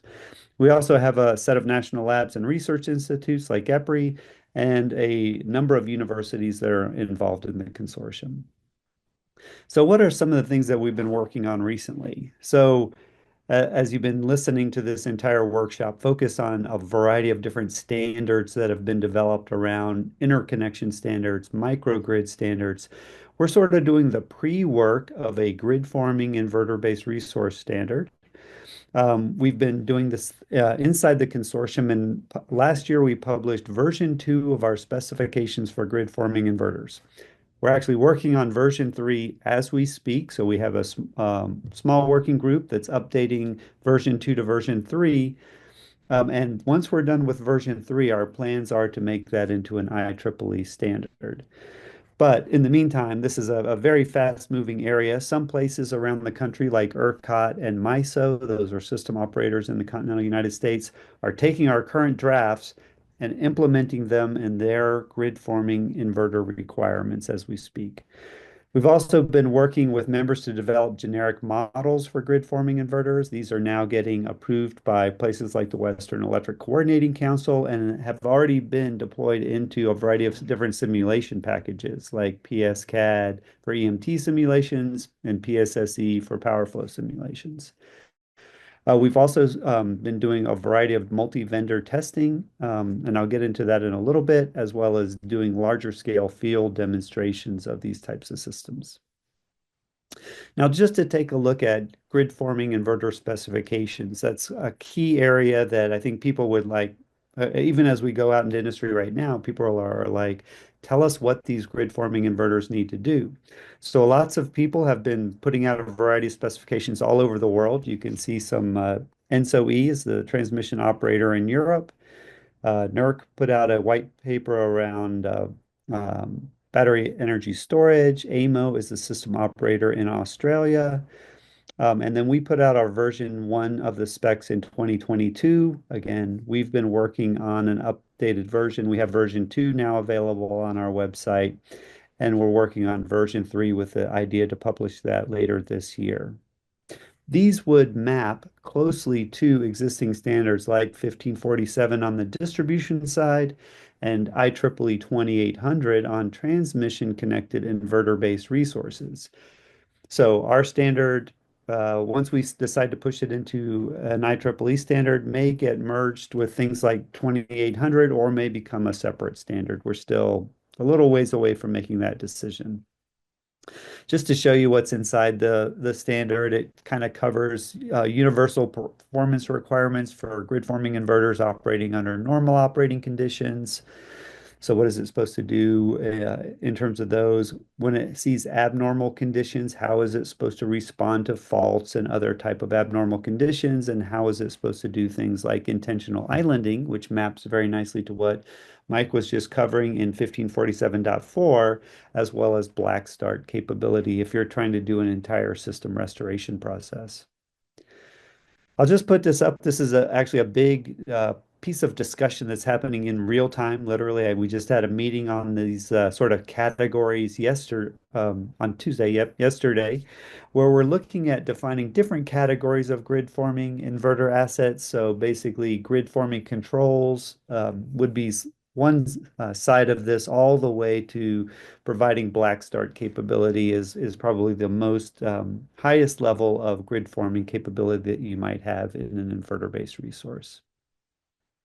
We've been working on a variety of different control algorithms and really with the understanding that we know that there's a variety of control algorithms for grid forming inverters, things like droop control, things like virtual synchronous machine, virtual oscillator control. Again, how do you ensure that any of these controls are performing in a way that guarantees stable operation under a variety of conditions?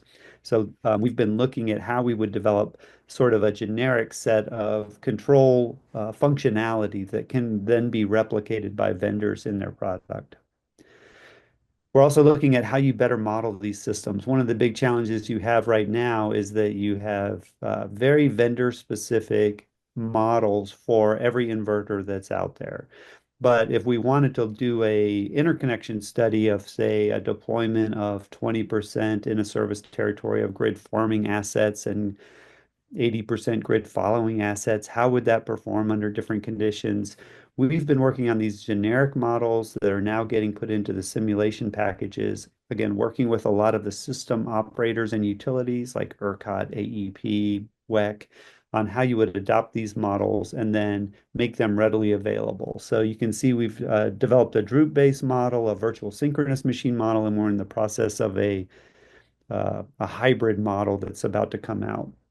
Again, so that it's easily accessible to do larger scale simulation studies. We've also been evaluating what happens when you start to put various vendors from, inverters from different manufacturers all together in the same system and understand their impact of working together. Are they causing oscillations or stability issues amongst each other with their different control algorithms? So as you can see in here, we've been working on the various specifications. So like autonomous support for the grid or positive damping of voltage and frequency, and then using a number of different partners inside the Unified Consortium, both at NREL, the National Renewable Energy Laboratory, as well as other partners, having them run through specific pieces of test in both controller in the loop and pure hardware experimentation to understand the impact of these sort of multi-vendor experiments and performance requirements. We've also been, in addition to laboratory work, looking at much larger scale field demonstrations, and our partner in this case is KIUC, which is the Kauai Island Utility Cooperative on the island of Kauai. That system is about an 80 megawatt peak, but it's very unique. It has two 10 megawatt plus grid forming inverter PV battery systems operating in parallel to the grid currently today, and we're looking at how those control algorithms are interacting with each other, as well as improving the overall stability of the grid system. There's other presentations that do a deep dive into some of the results out of this particular system. I'll just show the little graph down here real quick to show that in 2021, when we had one grid forming inverter operating, we were seeing some system oscillations. That's why that blue line in the back has got all these wiggles to it around 60 hertz. We updated the control algorithms in a second system. So two large-scale grid forming inverters from two different manufacturers operating, actually two different control algorithms completely, but both grid forming. They were able to basically eliminate that 1 hertz oscillation that we were seeing in the system and then stabilize the grid much better. And we've also been developing field commissioning test procedures for these larger scale grid forming inverter demos. As I mentioned, we're looking at how to take this into the standards world and working on these standards and then eventually push them into an IEEE standard at the end of the day. But we've also been looking at any type of gaps that are in existing standards like 1547 and 2800 that may be a barrier to large-scale deployment of grid forming assets. We've also been working on educational material and tutorials. Again, I will say check out our unifiedconsortium.org website, and you can find out a lot of existing tutorial information, as well as our seminar series that is now posted up on YouTube. You can participate in this. We typically have a series in the fall and in the spring, where we have right now 83 videos that cover all aspects of inverter-based resources, grid forming inverters, and the like. Finally, we've, again, I'll mention this unifyconsortium.org website. You can find all of this information. We also have links to several of the technical reports and papers that the consortium has produced on this and a variety of the different information that we've made available at conferences in the past. And with that, I'll sort of wrap up my talk and coverage of the Unified Consortium. Again, I'd encourage you, if you're interested in grid forming inverters at any scale, check out our website and you can find out more information on this. So I'll stop here and take a little bit of questions before we move into the panel session, maybe. Yeah, I think that we have time for a few questions, 1 or 2 questions. We got a couple minutes. If anybody has a question they want to ask, they pop it in the chat, or you can raise your hand. I did put the link to the Unified Consortium there in the chat if you want to check it out. Okay, we have a question from Dan.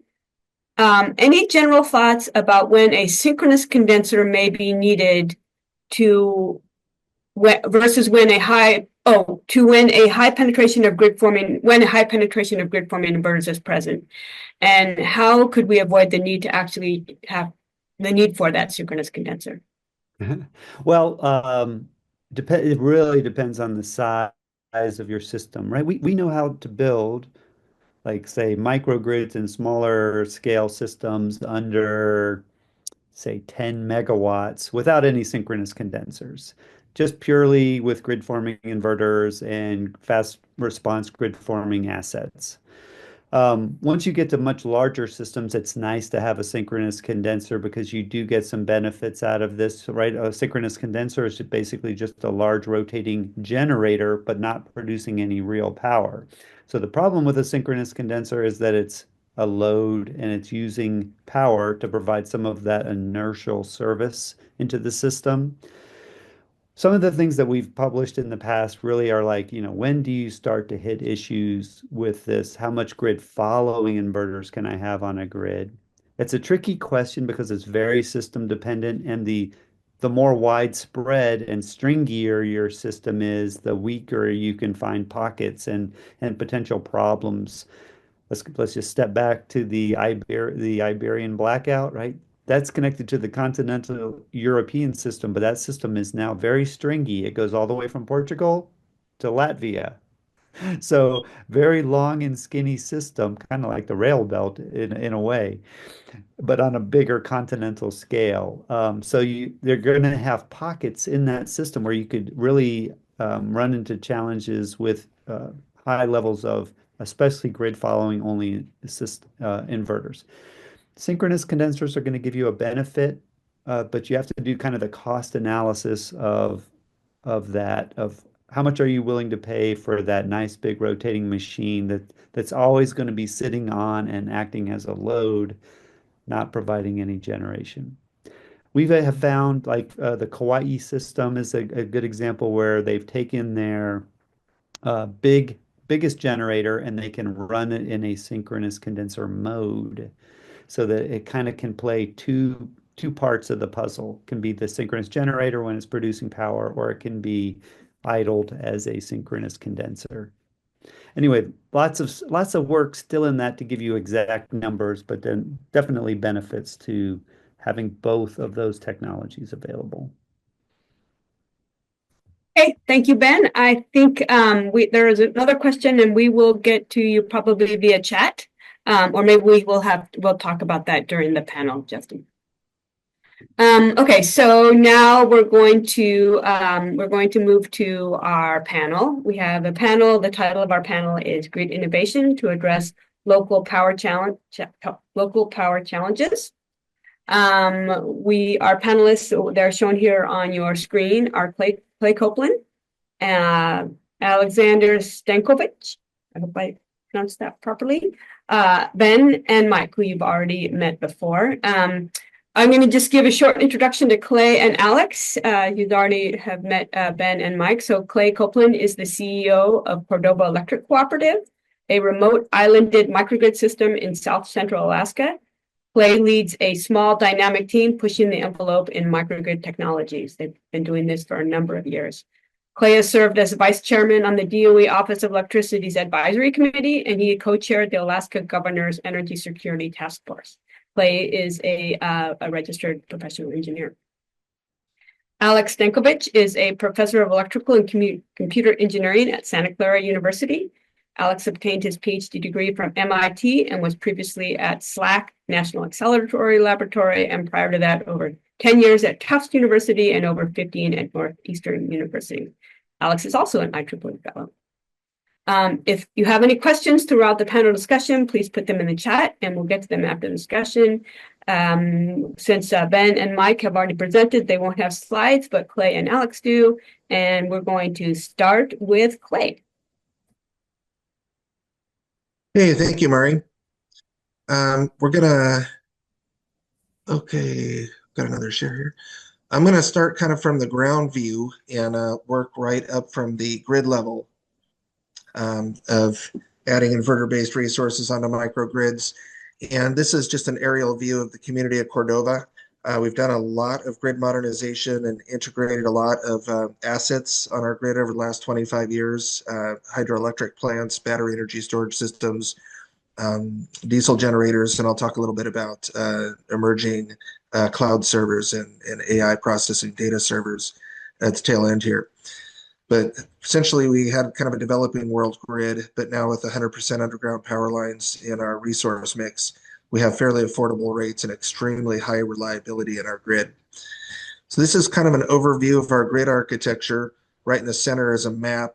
Cordova's in south central Alaska, kind of where the handle meets the pan. But we start on the north end of the grid with a hydro, small run-of-the-river hydro project, submarine cable to a diesel plant on the edge of the community. Right in the center of the community, our one substation is our battery energy storage system. And then we have a submarine cable out to a run-of-the-river hydroelectric project that provides about 70% of our energy. And we just broke 80% hydropower for the first time last year. And in the upper left corner, you can see our small hydroelectric project. We recently had a customer, GreenSpark, install small edge cloud servers that were cooling with the cold water from the hydro plant. So we have an interesting resource mix and an interesting load profile that I kind of want to share with you visually, courtesy of our friends at the Alaska Center Energy and Power. And this red line is our average system load profile for a day. So you're seeing 24 hours plotted each day for each day of the year. And you can see through these winter months, we're in March now, pretty predictable load profile. You pretty much don't need AI to guess what your load's going to be, plus or minus 10%. But as we get into our seafood processing season, those real stable, predictable 2.5 megawatt loads start getting schizophrenic on us. And you'll see they're going to be peaking out over 9 megawatts. We can see 10% load shifts in seconds. We can see 20 and 30% load shifts in minutes. And we are using our battery energy storage system to balance our entire grid. That allowed us to remove the deflector controls from our hydro and unleash a lot of hydropower. And we have since we're operating the first diesel unit that comes online. We're operating that in Droop and also keeping the battery in ISOC to balance the entire grid. So some of the considerations for data server integration, and I'll liken this to the integration of the battery energy storage system on our grid. And kind of at the bottom of the picture here in the background is our substation, and we have the battery energy storage system there with a 20-foot container of SAFT batteries and then a Hitachi PCS 100 inverter. It's a 1 megawatt hour system. And installing that in a remote isolated microgrid and expecting it to balance all of our system dynamics is the lead unit, as it were, in ISOC, is a big ask. And given that we can go 5 or 6 or 7 years without a single power outage to our seafood processing industry during their summer processing season, reliability is extremely critical. So any air bias, communications biasing, or a failed Ethernet switch means an outage for us, and that's unacceptable. So we really had to work with ABB and SAF to work through some of the technical issues that came with the package and make sure that we got it up to the high performance standards of supporting an isolated microgrid. So as we recently have shifted our focus to integrating data servers, and I wanted to talk about this a little bit because there's a lot of energy is being used up globally, and they're starting to look to the remote microgrid arena for excess power. In our case, that's several megawatt hours, several gigawatt hours of excess hydropower every year. We really need to have those sales to spread our operating costs and reduce our energy costs for our seafood processing industry and community. And so we've been working out the architecture right on the ground. So that's the primary goal, is to have a mechanism to sell excess hydropower, especially if we can sell it to one customer. We want to ensure high reliability and quality. We want to maintain those, both on the grid side and any impacts that the data servers might impose, but also for the high reliability and power quality that the data servers themselves need. So we also feel like it's a good new architecture in a remote microgrid environment to have cloud services and AI access locally, crossing the digital divide, as it were, and deliver social value. Host our dormant local native languages, support our seafood industry, the terabytes of ocean data and grid data that we collect with our micro PMUs. We can now store and process that and analyze it in-house. So for data integration, we really want to maximize our grid and server reliability, as I mentioned, and ensure power quality and minimize the power usage effectiveness, or the PUE ratio. And we're looking at the cooling side to gather most of that. So kind of the emerging concept is that we're working with a data server to have a battery energy storage system on their side as the interface, and just think of it as an application similar to a home computer with a UPS, where the AC power is essentially just keeping the battery system charged, fully charged and available, but really the direct power delivery and the quality of that power is from the BESS to the data server. And the battery energy storage system offers the opportunity to filter harmonics and harmonic distortion. This data server could be as much as 40, even 50% of our connected load at times. So the power quality on both sides of their battery energy storage system is important.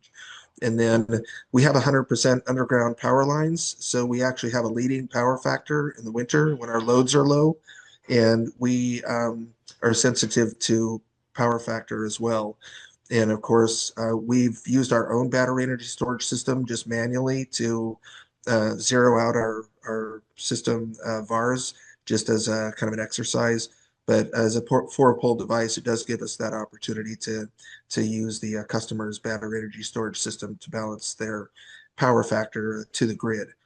And then, of course, for reliability, we want to site them right next to our substation where we don't have intervening distribution circuits and layers of protection.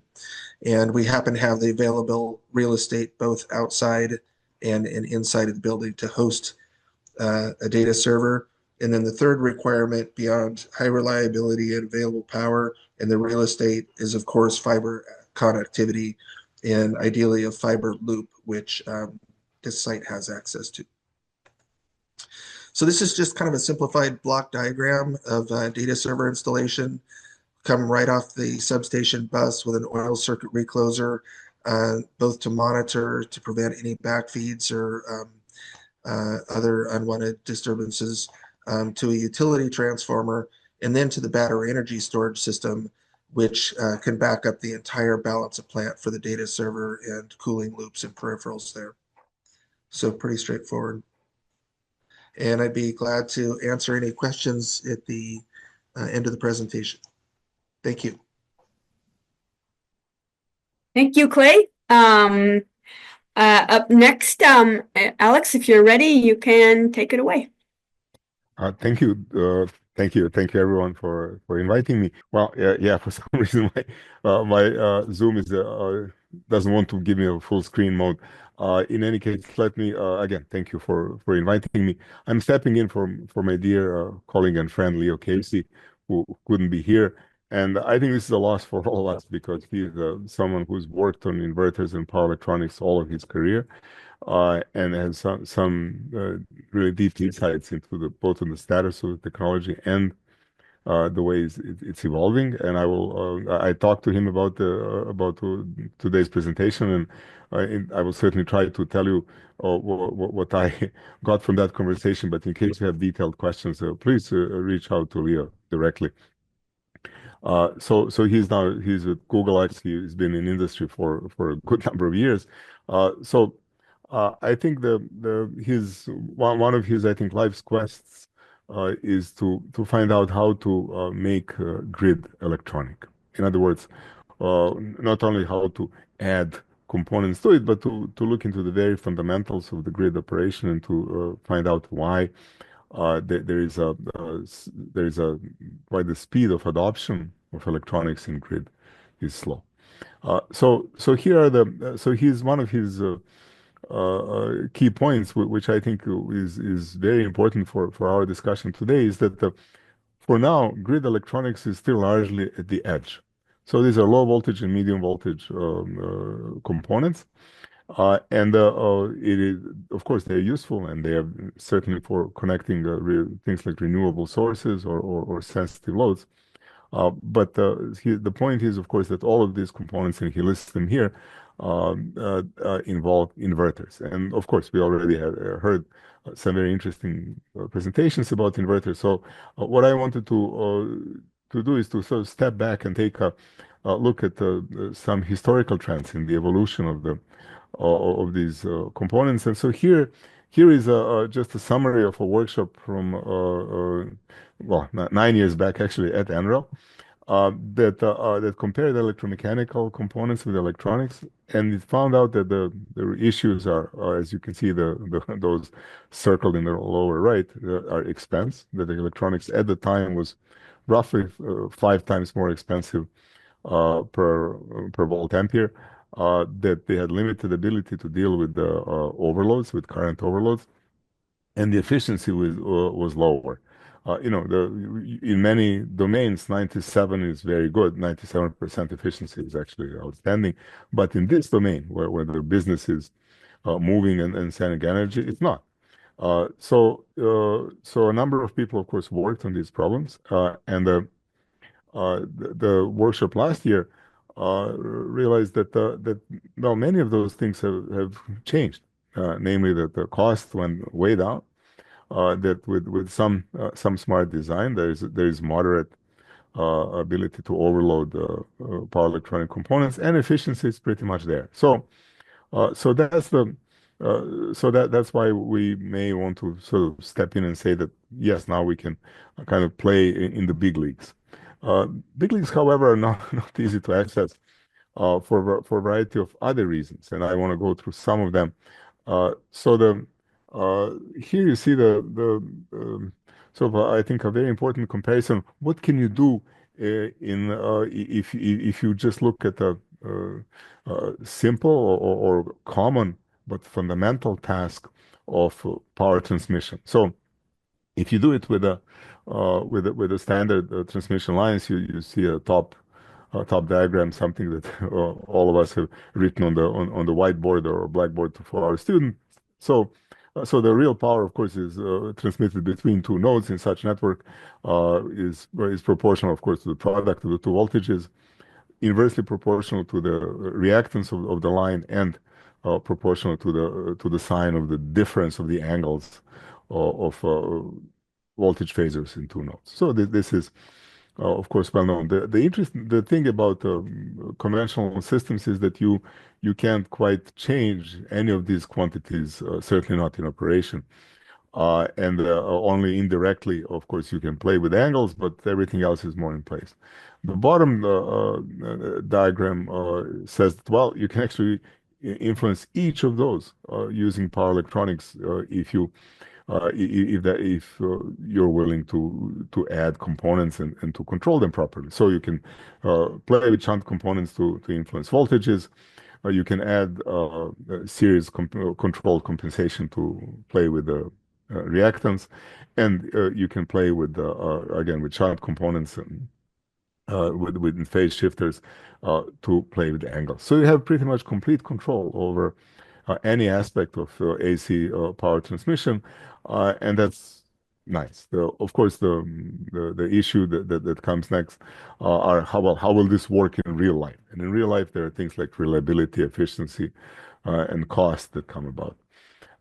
Leo's also comment, which he, I think, I'm sure would have made if he were here, is that we simply need to make power electronic systems faster, and then their advantages over conventional electromechanics will become fully apparent. So, um, he's been a part of a project with CSIRO, which is Australian kind of R&D organization, in many ways counterpart to our national labs, for a number of years, and they've been collaborating with the University of Newcastle, and I think CSIRO has ability as a facility in Newcastle. So they've been at this for a while, and Australia, as we all know, has a very large penetration of renewable energy resources. So they've tried many things of which we talk mostly about. So their experience is really very, very useful. So in terms of control, I think Ben went through many of these aspects. So I will just mention some that are particular to new and emerging technologies. One is to use the new semiconductors, in particular silicon carbide, that can switch fast. To take proper care of the interfaces with harmonic filters. And then as you can see here, there are many components that can be controlled. In case of inverters, they offer us essentially a continuum of operational choices, from grid following through all the way to black start type grid forming. And the beauty is that these changes are mostly in software, but we actually need them all. And that's, I think, something that Ben also mentioned is in this new classification of inverters on the grid. I just want to point out that Leo has been there kind of since the beginning, and I certainly wish he could tell us something in real time. So here is an example of the first 100 kilowatt motor drive with silicon carbide that Leo and Bogdan did more than 20 years ago. So here in the lower right corner, you see Leo standing next to that. So it's a 100 kilowatt unit. Just remember the size, because I'll show you something more modern later. And this is so this was, of course, a pioneering work, because at that time silicon carbide was very new, and it showed, of course, abilities not only to switch fast and to get some amazingly clean waveforms, but also it brought up the number of issues in control, and they actually made much of that stuff public through MATLAB models, which were not only good for simulation, which of course is necessary part of design these days, but also to generate a DSP code that can be directly downloaded into controllers. So that's example of what also Ben was talking about, that outreach and education are important aspects of adoption of these new technologies. And finally, so there's another photo of Leo. You can see that his kind of sartorial choices are quite similar in 20 years later. But this is a new converter, which is actually 3 times the power. But notice that it is much smaller. It's actually in this box, which is kind of fairly sparsely populated with components. So that's illustration of how much technology has improved over years. And certainly the promise for it to go further in the same direction. In terms of long-term things that he is very keen on, it's the one is advanced grid hardware, namely that I guess He's also a realization over many years, working in many applications. Again, SATCON itself installed more than 10 gigawatts of inverters. So, is that one of the issues of putting electronics in an electric energy grid is the need for transformers, and that because of the ratings of electronic component. So this advanced interface hardware is, in his mind, and I think in mind of many people who have actually done this, one of the key issues, how to interface with the high voltage network. And there was so they have a project with Cyro in which they want to create a standardized interface, which of course is very important, and it's part of the title of our discussion today. And note the last sentence here that this should be both ubiquitous and egalitarian, in the sense that it should be fair in terms of allowing new interconnections to enter the grid without technical difficulties, assuming that administrative ones can be solved. And finally, the issue that was already alluded, and that's the story of stability. So we are, less than two weeks away from the Iberian blackout, and there were many issues with stability, in at least in part connected with inverters and fast components. So a number of countries, as you see here, systems listed that experienced problems. So it's easy to agree that the solution likely is in a distributed or semi-autonomous, but which variant will work is something that needs to be decided. I think a message that Leo repeated and that I would fully concur is that we need faster sensing and better communication. Simply to run fast inverters that are switching fast, but of course are spatially distributed over very, very large distances. We need to give them really good measurements, and there is, of course, there is a whole new class of optical voltage and current sensors that can give us very wide bandwidths, and of course we need ability to process that information, partly through communication network, but also partly through just smart local use of that information. And again, goal is to have the standardized and open sourced platform on which these systems can be integrated. So that brings me to my final slide. That's a summary, and I will not go through it.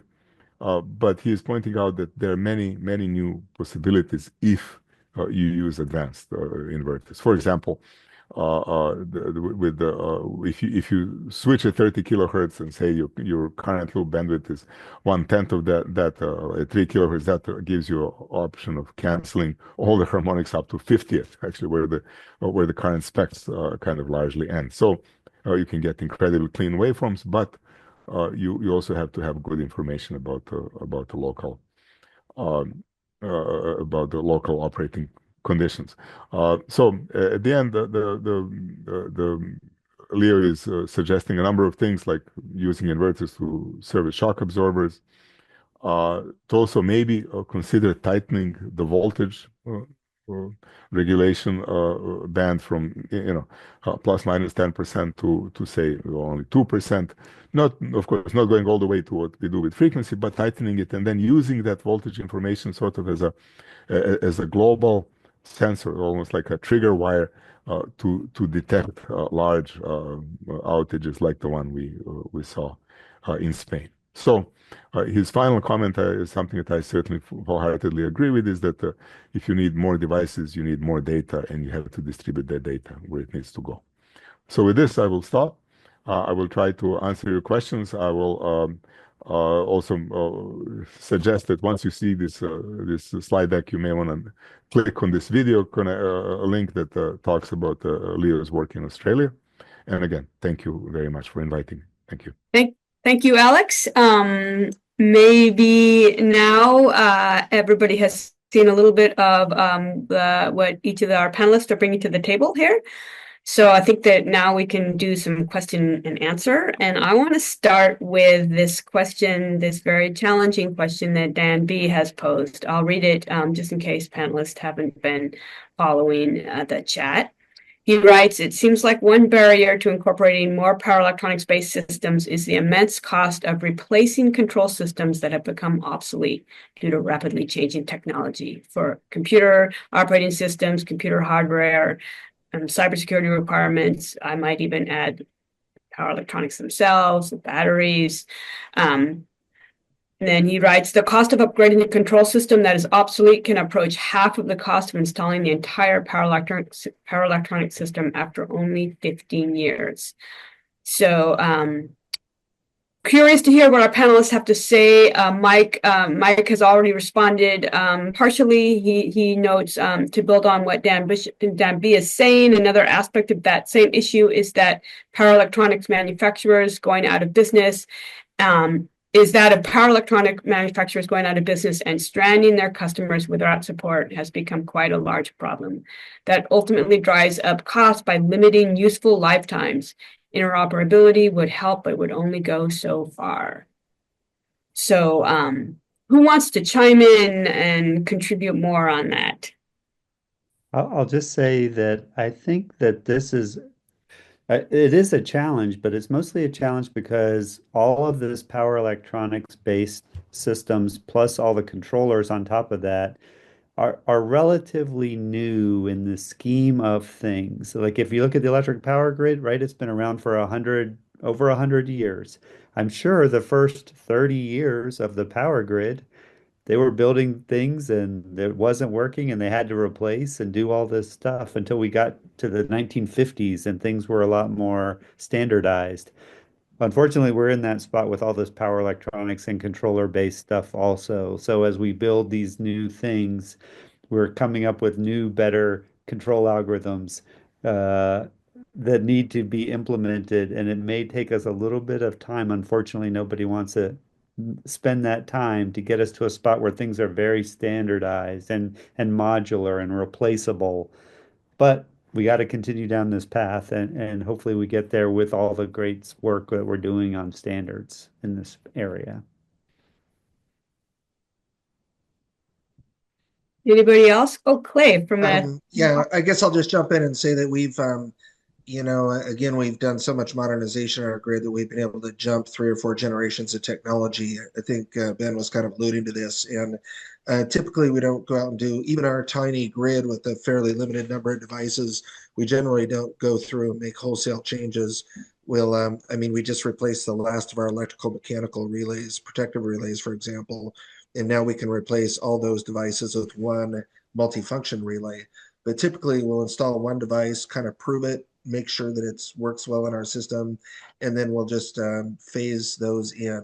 And by the time we've spent 5 or 10 years phasing them in, we can start phasing in the next generation of equipment. So it doesn't, and generally we're either getting improved control and protection schemes or improved reliability or even operating efficiencies out of it that often cover the cost of those upgrades. Mara, I'd like to ask Clay to expand on one aspect. Clay, I believe you used the Gridwise Architecture's interoperability model procurement language. Jamie touched on Gridwise Architecture Council yesterday.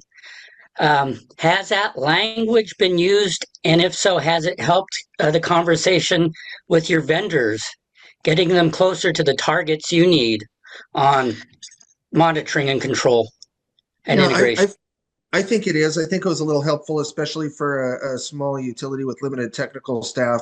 It helps to check some of the boxes on questions we might not have asked or been aware of.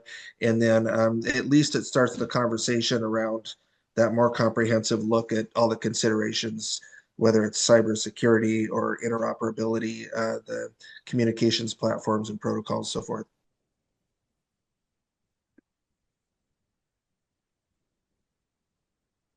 I think there was one particular part of this question which is related to, obsolescence of like computer, like operating systems and hardware and that kind of stuff.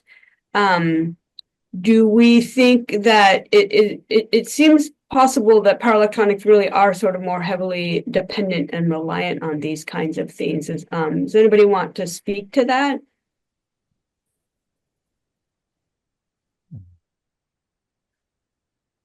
Well, I would just comment. I think there's when we it is a real problem, absolutely. But I think we may want to follow what other industries are doing and see if we can. So I think part of it is to kind of to more cleanly split hardware versus software, and then hope that the software updates can work with several software updates can live on the same hardware platform. Because again, this is industrial automation. We are not talking about being able to run next MML. So I think that and the other is modularity. I mean, be very studious about defining the functionality of different modules. Because if we knew that, yeah, we can replace them. The problem is, of course, that some of the old designs are not documented all that well. So functionality is not obvious at all. And then it may be simpler to just replace the whole thing rather than parts. So I think we could learn from other industries that have the same problem, and see if we can minimize the cost. But cost is certainly real.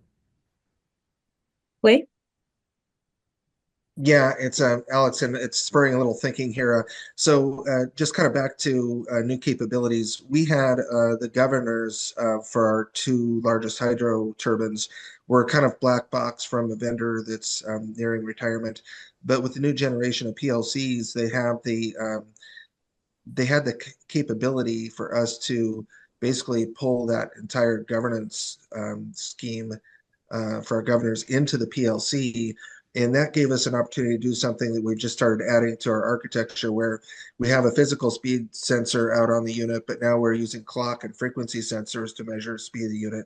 So we would like to have 2 or 3 data inputs for each critical operating point, so that if one fails, then maybe we just have a bad sensor.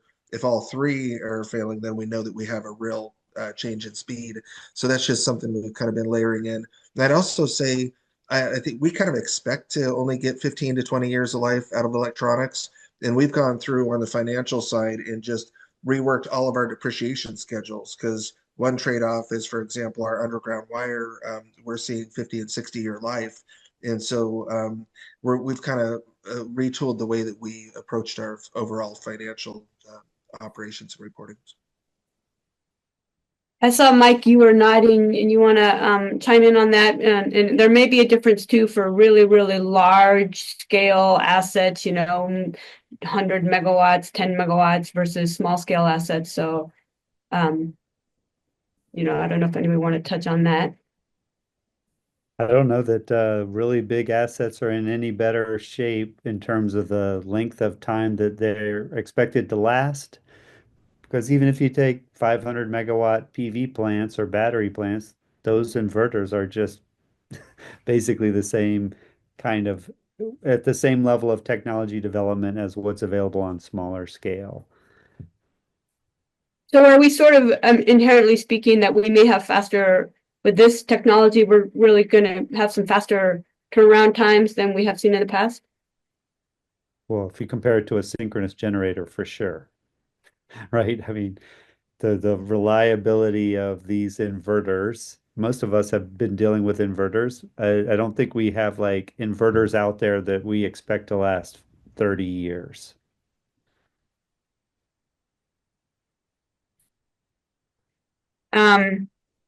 A related question that I'm going to jump in and ask, because I saw, Alex, in your slides, we're making great progress and there's a lot of innovation in like speed and in controls and functionalities, but we're maybe meh on the ruggedness and the reliability. So curious to hear what all of your thoughts are on that.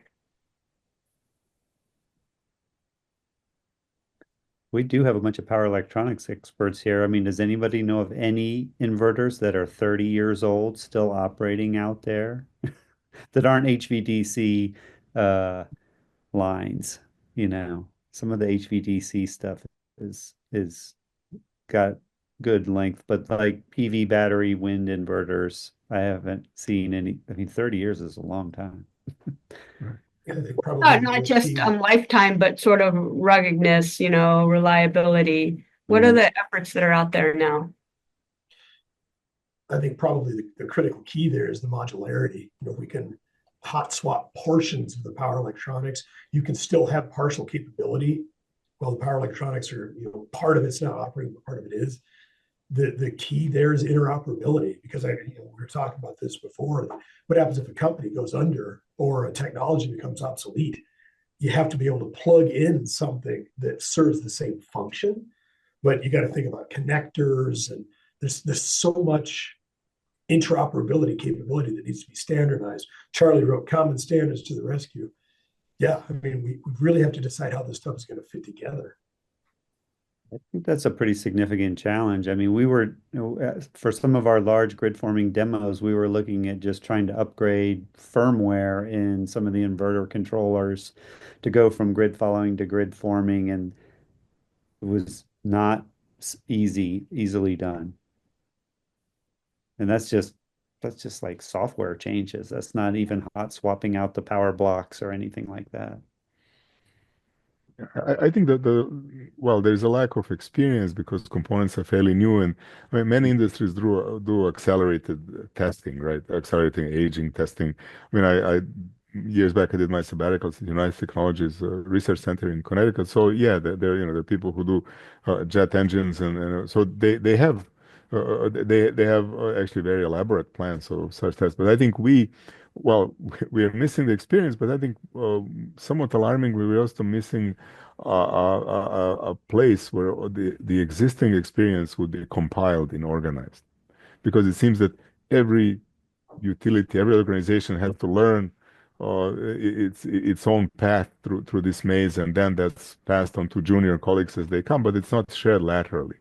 And I'm not sure if IEEE would be a good place, or some other organization to share that experience and to help that experience kind of spread out more, so that this maturation of technology can be sped up.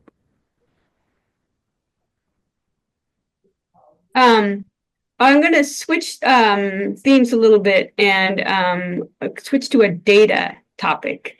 Mike, I'm going to let you pose this question yourself.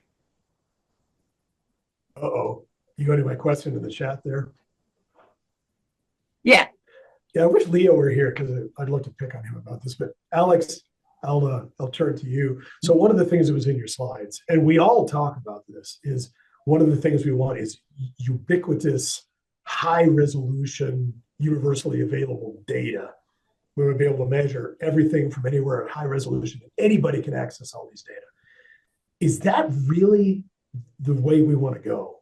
Because, yes, we all understand the value of that, no question about it. But think about the cost, the cybersecurity, the risk involved if the wrong people get into that system. The fact that in power, we can actually do an awful lot of this without ubiquitous data. And then, full disclosure, part of my work is in self-healing systems using only local measurements. Deliberately trying to get away from having to run fiber from everything to everything, because I've seen so many projects killed by the costs of the comms. So, the root question there is a philosophical question, but is ubiquitous universal data really the right direction to push?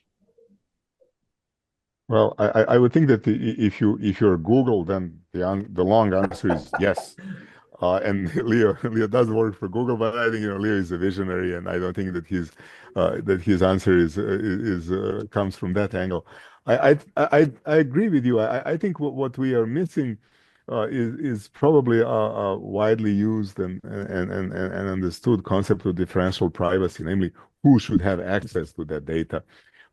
So otherwise, of course, when we have enough probably cybersecurity problems just from the fact that our system doesn't change that much, right? So if you can fetch the data for about the electric energy system from the 80s, that's kind of still out there. I mean, you can do some, you know kind of too much about some parts already, and then having the real time component of the actual present system is certainly would be a nightmare for cybersecurity.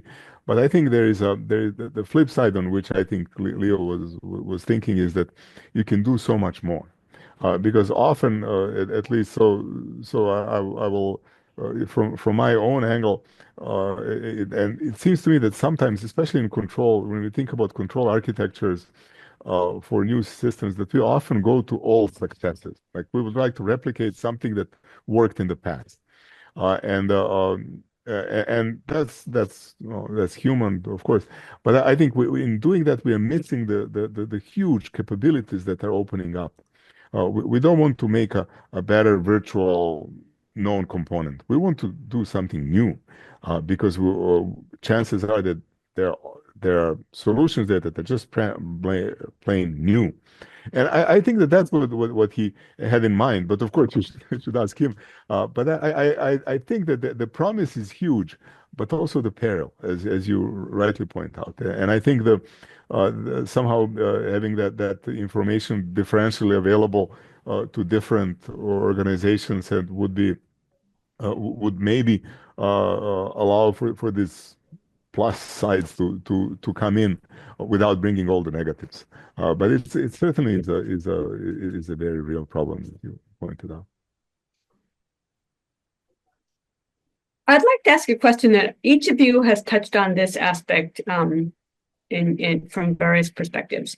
So this notion of stability and damping, and the inverter shall have damping characteristics. And Clay's got oscillations on his system. How do you address it? So, and Alex, maybe you can provide some input on like how you actually, implement damping in these power electronic devices. So, if you could each talk a little bit more about that, and from the perspective of if I am operating a remote microgrid in Alaska, and I want to get a GFM or inverter, and I want to make sure it plays nicely with my diesel generators. What are the things, or my hydro turbines? What are the things that I need to be looking for? Well, maybe I'll jump in and start out. I just say we do a lot of it organically. I mean, empirically, we'll just make very small changes in real time while our grid's operating and try to mitigate any potential disturbance and try to do it at a real non-critical time when we don't have a lot of industrial loads and so forth, and then just kind of measure the impacts. So in the case of the battery energy storage system, we did have to tune the vendors onboard virtual inertia, and we kind of had them online in real time watching, and we just kept tuning the parameters on gain and so forth until we had it playing nicely. And there's an aspect of integration that we call operational integration.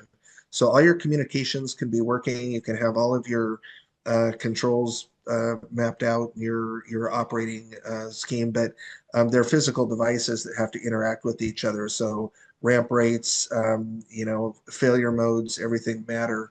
And some of those you learn the hard way, but they actually have to play nicely together and fail nicely and come online nicely. So I would say Clay's experience is what I've also seen in the field where whether it's on the Hawaii systems, whenever we put out grid forming inverters, unfortunately, there's a lot of this tuning that has to go on with the control algorithms, and it ends up being very vendor specific and system specific.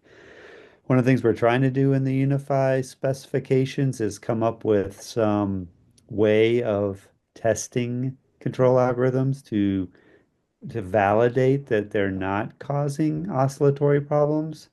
But then again, you're testing control algorithms, and you may have there's other things layered on top of that, a communication delay amongst many inverters in a field of inverters. There's all these little things that seem to still not be fully worked out, and um, con tuning controls is where we're at right now, and that's not scalable. I mean, you can do it on one system and get your system working right, but if you want to mass deploy something and you got to go out there and tune every controller for every new inverter that gets put out there, that's not sustainable. So we have to come up with a way to ensure, like, here's some parameters you need to stick within, and then I don't have to go out there and retune all these parameters. You know, one of the ways in which we have dealt with that historically is with a lot of modeling. So EMT modeling is becoming much, much more prevalent in systems like this. We can use that to do a lot of the tuning ahead of time. Of course, not all, models are, what is the saying? All models are wrong, some are useful. So, we use the models to answer maybe 85% of the questions ahead of time. But then it's just like I said, the rest of it is you look at the data from the system and tune it up from there. Yeah, I mean, I of course I can only concur with what you guys said.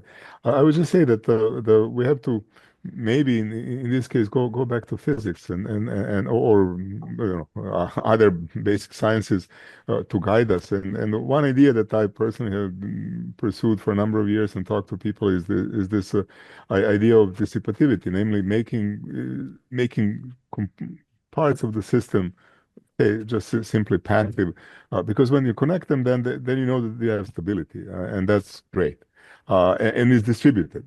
Of course, the challenge comes from that doesn't always lead to acceptable performance, because you may need to on purpose, and I think in power systems we often do that, to violate the passivity requirements over certain frequency bands, to achieve performance, and then it becomes tricky. So I think there's a need for kind of physics-based framework for distributed tuning, but there will always be, as already mentioned, there will always be the last piece that's site dependent, that's even vendor dependent, that needs to be done by someone who is actually there. So that I think is unavoidable in large networks because they're so heterogeneous. They have so many different components that it's very hard to have a single procedure which will just work top down without any loops in itself.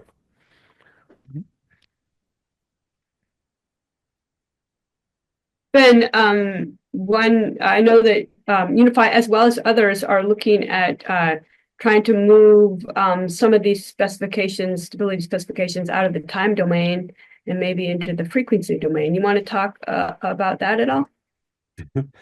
Well, in real time, we're trying, meaning yesterday, we were trying to write some initial specifications that would explain how you would be achieving stability with multiple grid forming inverters parallel together, if they had certain response characteristics. It's still a work in progress, is what I would say. And so we're proposing some stuff, and then we're going to model it, see if it gets there, and then eventually we have to translate that to actual real product and hardware, and assume get to a spot where vendors feel comfortable being able to say, yes, our control algorithms will fit inside these envelopes of performance. Again, it's a work in progress. We'll see if we actually get it all figured out in the coming months. I have great hopes for this. Okay, I want to touch on something Justin writes in here, and he's really talking about support for these systems. And so the question is that, so maybe some of these remote systems, they're willing to innovate, they're willing to throw out this battery energy storage system or something new out there. But one way that we get burned a lot, everywhere I think does, but we maybe more than others because we're super remote, is that you don't get the support that you need. Sometimes, honestly, not even in the commissioning phase, but usually in the later years. I'm not sure if I just want to throw it out there and see if any of you, I mean, Clay, you might have some experience with this as well, but your thoughts on this, how we can help foster innovation more if adopters knew that they would be getting support that they need. Well, I'll just start really quickly that we're fortunate to have a really top-notch system integrator, and we made the mistake a couple of times of allowing vendors to offer their black box controls architecture, and everybody, including the vendor, regretted it later. If they would just open up their control algorithms and their I/O and let us map it directly into our controls SCADA system, that's always worked so much better. And ultimately, in a couple cases, that's what we had to do. So,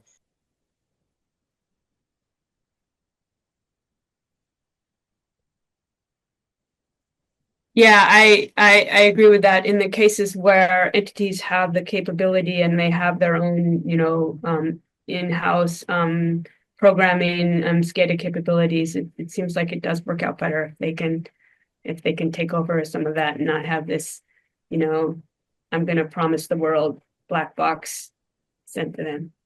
well, and I'm just remembering one of those vendors did go out of business after we took their 138,000 lines of code embedded in their PLC and boiled it down to 100 lines of code. Once they went out of business, we had already had an architecture that we could operate and maintain. So, Let's see. Anybody else? Is there questions in here that we haven't gotten to from the audience? If so, please write it in there again because I may have missed some in the line of questions. Let me. Oh, I will. Oh, actually, Clay's got one. oh, were you going to mention Charlie's question there about using micro PMUs? Yep, let's do it. Okay, and I kind of want to Background, just in case anybody didn't read it. You bet. And first, I want to kind of respond to something Michael said a little bit earlier about modeling, because that's one of the things we did in working with Sandia and other labs is well, actually Sandia and the Alaska Center for Energy and Power. We used our data set, years and years and years of 1 second resolution data to model the battery energy storage system. The static modeling to get the right sized battery energy storage system, and then dynamic modeling at Sandia to put it in the right, and it's worked out fantastically. So all the issues below that, really, from our perspective, that was huge value because we made the right initial investment and it's worked well on our grid. So we, as part of that grid modernization project through the Grid Modernization Laboratory Consortium, the Radiance project, we embedded micro PMUs throughout our system. And the great thing about an isolated microgrid is, I say, you throw a rock in the Pacific Ocean, what happens? But you throw a rock in a bathtub, you can see every ripple. So in our microgrid, we can see individual asset and device contributions. And so we, as Pacific Northwest National Labs, we using their archive walker to scan through that super dense micro PMU data. They started seeing anomalies, and our system integrator was able to correlate that to when the battery energy storage system was in certain operating mode, was in an operating mode. And we realized that it was imposing 1 hertz and 5 hertz frequencies on our grid. And so even the manufacturer didn't know that that was kind of something embedded in their control algorithm. And so then, of course, we leap to, well, geez, if we can impose frequencies accidentally, what if we did it by design and used it to control devices, for example? And so anyway, that back to data, that we've got the 1 second resolution data, we've got the super dense data, then we've got AMI data, and they all represent different opportunities. So you don't want to have to slog by hand through micro PMU data, but they're all valuable data sets. And I can't tell you how glad I am that we decided to get a data historian and archive that operational data for 25 years. So.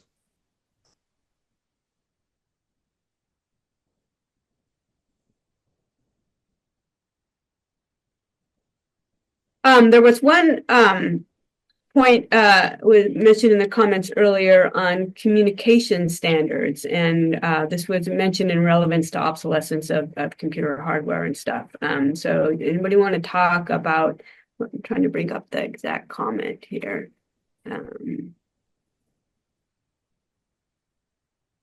Are you telling me we don't have a single smart grid communication standard that allows all these devices to talk together? I mean, literally, haven't we been working on that for a decade, if not more?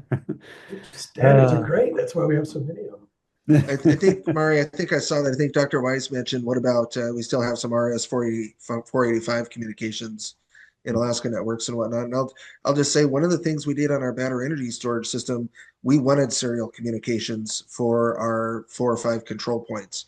All the bulk data, that's fine over TCP/IP and having the alarming and the data archiving and everything. But for those control points, we don't want to have an Ethernet switch fail and cause an outage.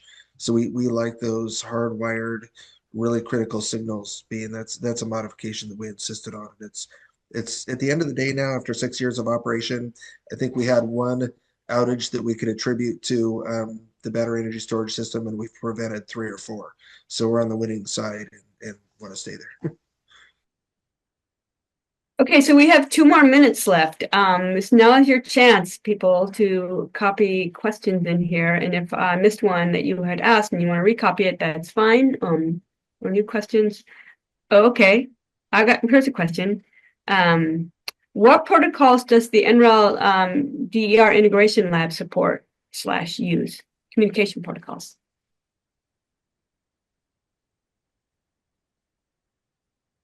That's for you, Ben. You built the lab, Ben. You probably know. Well, we use all of them.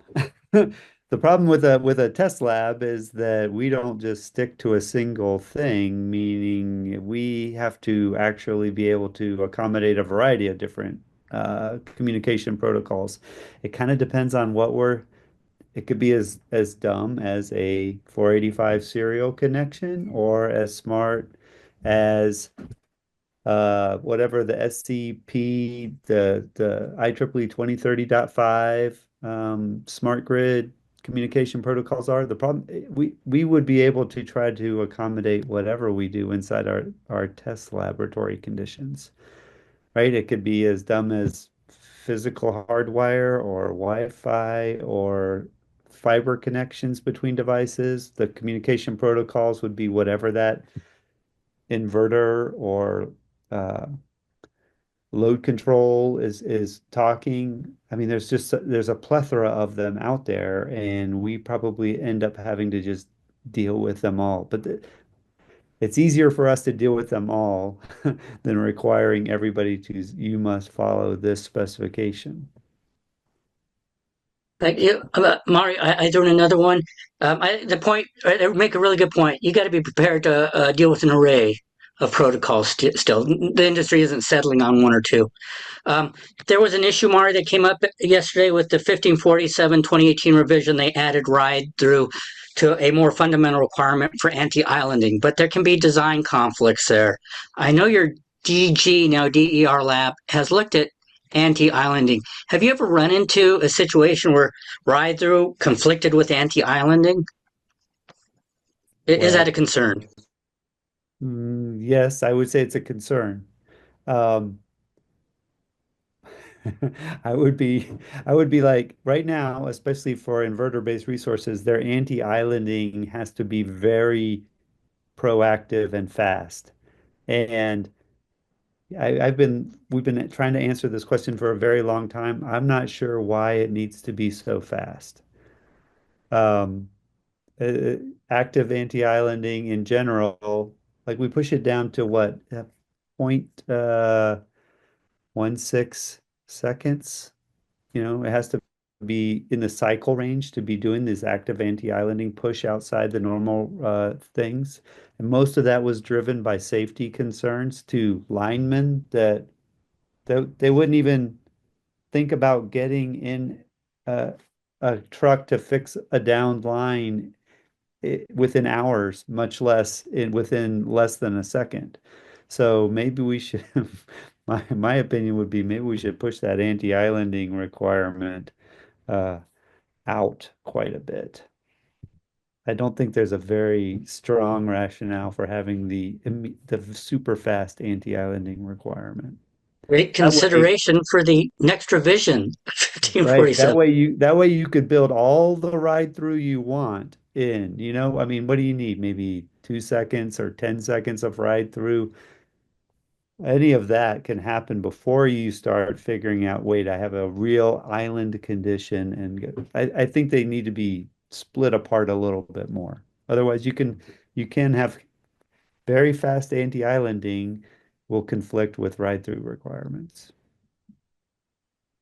Okay, we are out of time. I pushed the envelope a little bit, but thank you so much. This has been a great panel. We really appreciate all of you participating. Thank you, Alex. Thank you, Ben. Thank you, Clay. Thank you, Mike.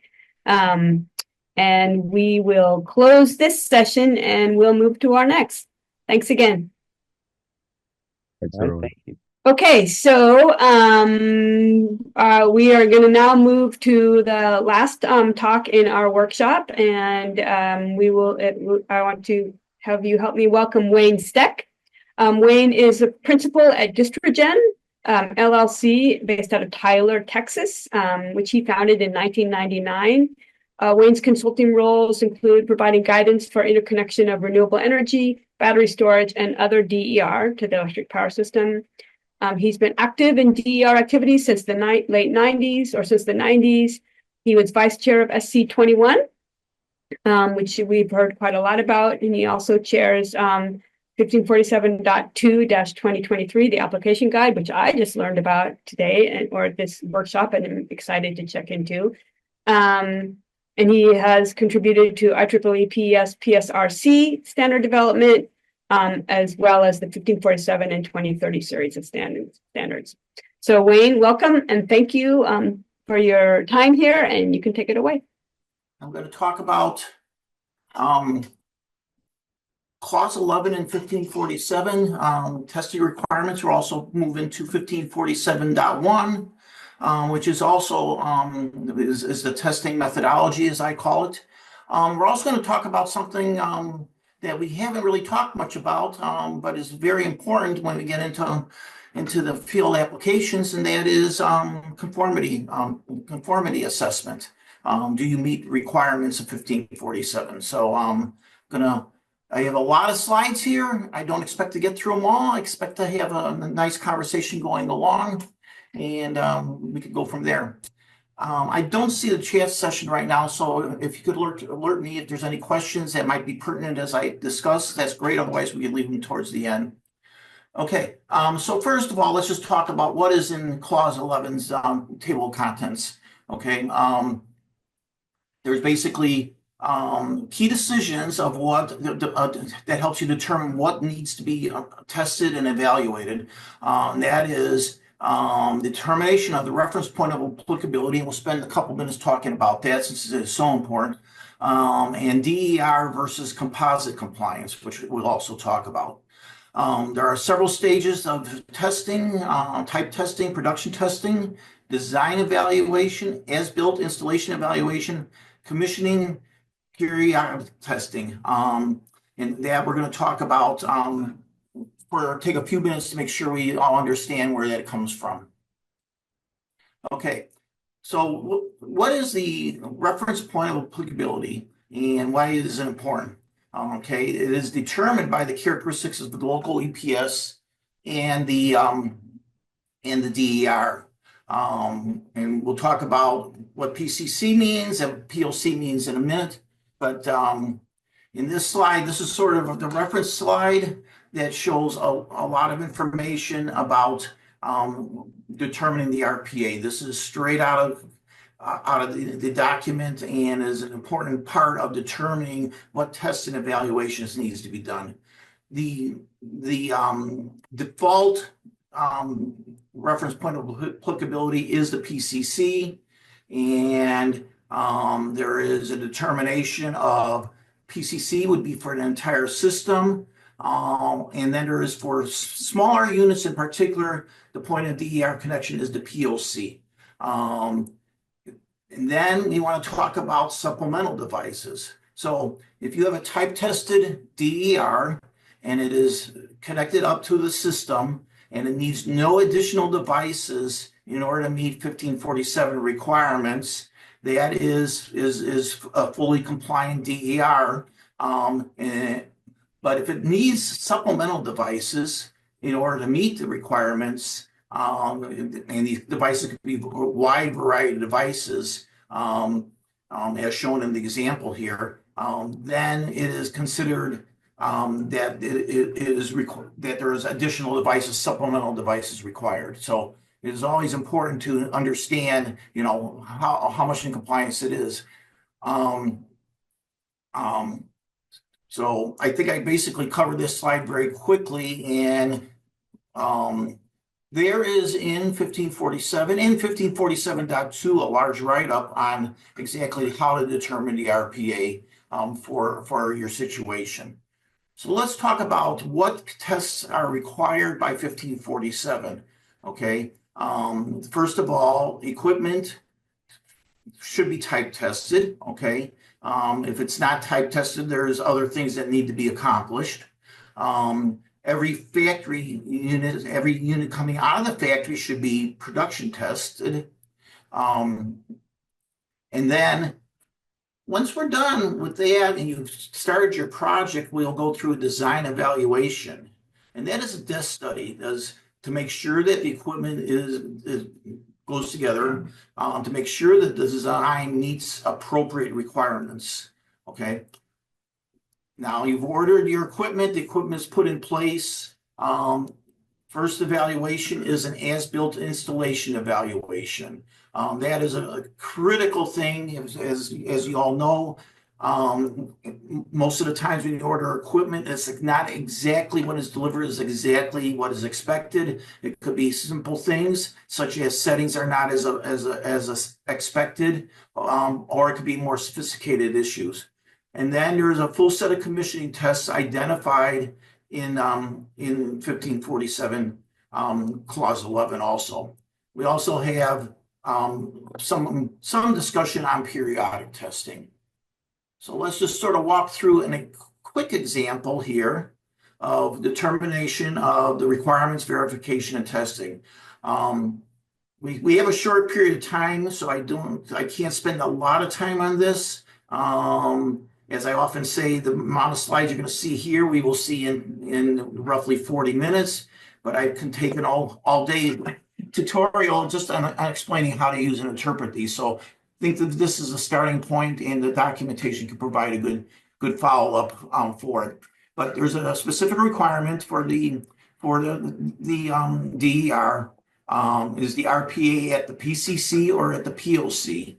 And that is an important determination, and we sort of alluded to that there's methodologies to determine that. So let's just take a look at a POC or PCC system. That is, no supplemental devices are needed. Okay, so if there's no supplemental devices needed, the unit is type tested.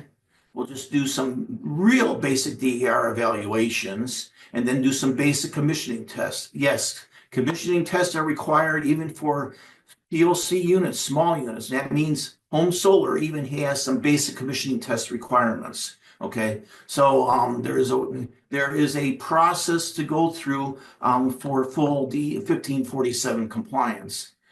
Now, if there is additional devices needed to have a type tested DER meet requirements, you would usually have a type testing of the DER unit, okay?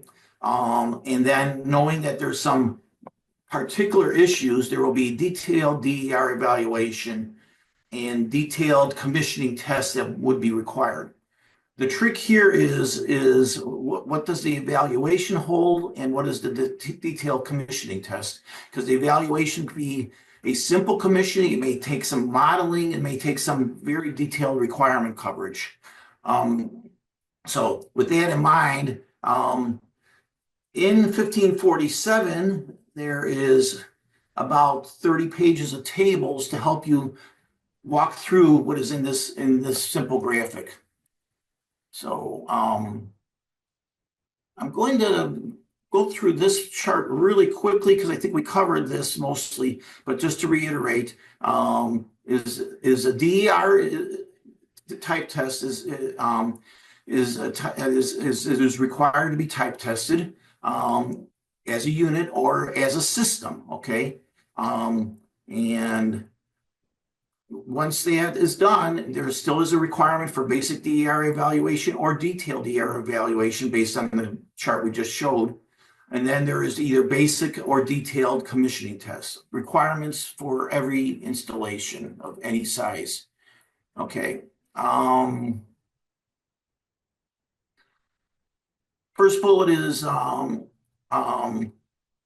that we want to make sure that we know that the RPA is at the point of applicability and is in compliance with or without supplemental devices. So we need to know that. We need to know the detailed verification requirements, which is in table 43 and 44. Type testing can be performed on a DER unit or system. Again, depends on the application. If you're hooked up to the POC, point of connection, then it's, the DR unit type tested may be fully compliant. Likewise, if it's type testing of a DR system, think of a skid mounted system maybe as one approach at that. And type test as a system is complete. Once you put an auxiliary device in there, such as a protection system that is needed to make 1547 requirements, now it becomes a composite system. It's and it requires supplemental devices. And again, supplemental devices could be many, many different things that need to be added for a complete system. Okay, we talked about DR evaluation commissioning test may either be basic or detailed. And then we're going to talk next about the 1547.1 document, which is the procedures. So 1547 clause 11 has the requirements for testing requirements. 1547.1 has the exact details on a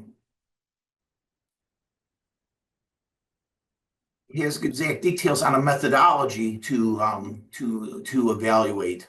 evaluate this. And this includes, as you'll see in a second, this includes details on exact methods for type testing, but also exact methods on as a practice for commissioning and installation evaluation. So it's the wide range of evaluations and testing that is required.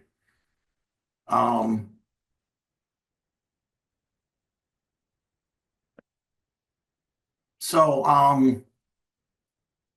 want to make it very simple.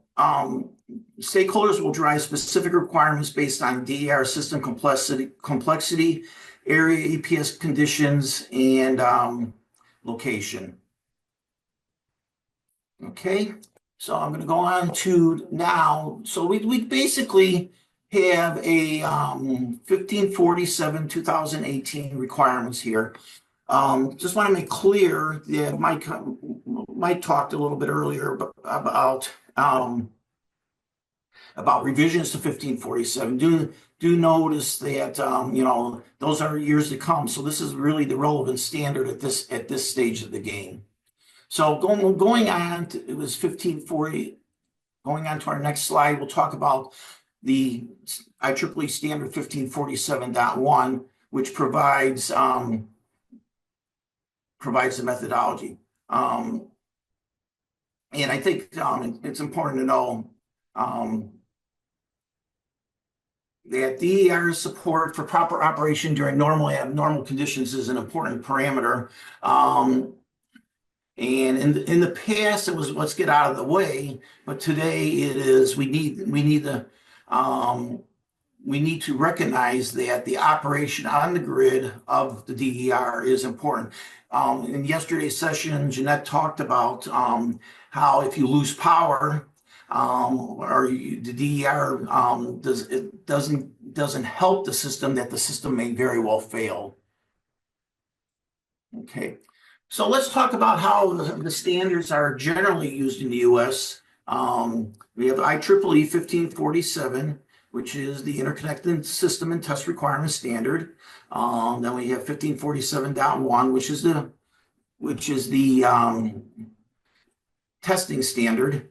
And UL 1741 SB is the standard that is tied together with 1547.1 and provides a certification. So that standard is used by UL testing, but other NERDLs are using that UL 1741 or their own methodology of following up on 1547.1. Also, do not want to forget there's local and national electrical code that also has particular issues that need to be considered when looking at the standards.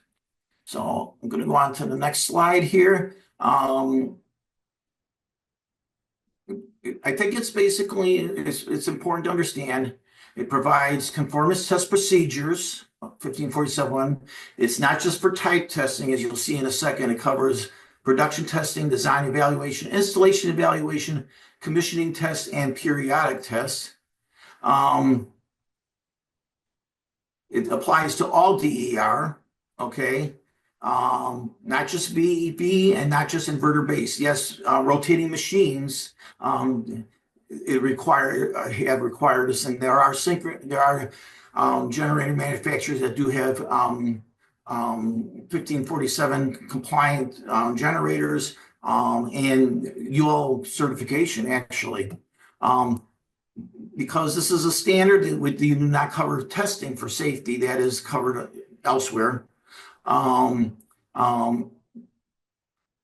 it's needed to keep objectively technically precise for 1547.1. It is not a design guide. It is recommended practice, not a recommended practice, business, tariff, contractual, regulatory, or policy document. It is a methodology for testing. There are a variety of other good sources of information. 1547.2, I will say, has a test design, which a system is ready to operate and be accepted in according to IEEE 1547 standard. So there's several significant new pieces of material, as it says in there, that cover that. And so just to do a quick overview, there's general requirements.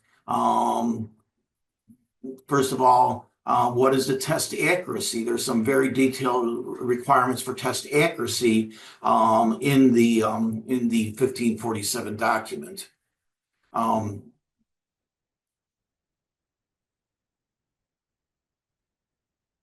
Okay, so what is the testing that needs to be done? So the general requirements is, what is your source for doing the testing, the type testing? What is the measurement system requirements? Would you look into grid simulators or other methods of doing the testing? When you get to larger units, it gets very interesting. Other equipment requirements, DC supply, prime mover, etc. And it provides guidance on how it all fits together. Now, again, as a reminder, type testing is typically done by vendors, manufacturers on their equipment to get certification or at least identification of compliance with 1547. If type testing is not completely done on a unit, then you get into more sophisticated installation evaluation, design evaluation, and commissioning tests. And again, important. We talked yesterday about protocol, so I'm not going to talk at all about that. But there is interoperability requirements also for type testing. Production tests are basically to make sure each unit operates correctly. It's a very limited sense of test, but some simple responses are required to some simple material. This assumes that the equipment has passed the type test. Okay, take another couple minutes on design evaluation. Okay, once a unit is ready to go in the field, a design evaluation needs to be performed to make sure that the unit is properly put together, okay, meets requirements. It's a desk study, means looking at information that's supplied, asking questions, determining whether it is the proper equipment. We cannot just trust the designers. The designers are doing their best job based on information they have, but we can get into real field installations. This is something that could be done by many different entities. It could be a third party, it could be utility. But it needs to be done to assure that the equipment that is being ordered and the system that is being put together, system being the important word here, because it's not just the inverter, it's all the equipment being put together that's important, is compliant, is put together. Okay, the installation evaluation is to confirm that the equipment that is in the field installed, ready to start up, is the equipment that was specified and was expected in the design evaluation study.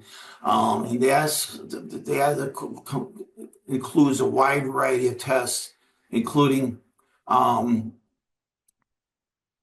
the evaluation of major things like do the serial numbers match? Does the size of the unit match? Does the firmware match? Down to do all the settings match as expected?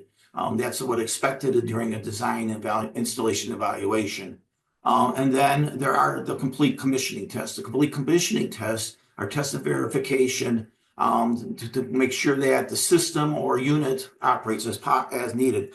Now, the commissioning tests required by 1547 and explained in detail in 1547.1 are very detailed. Okay, they provide a lot of information for people that understand what's going on and how to work in the field. They provide a great detail, a number of tests that need to be done and in order to meet the requirements.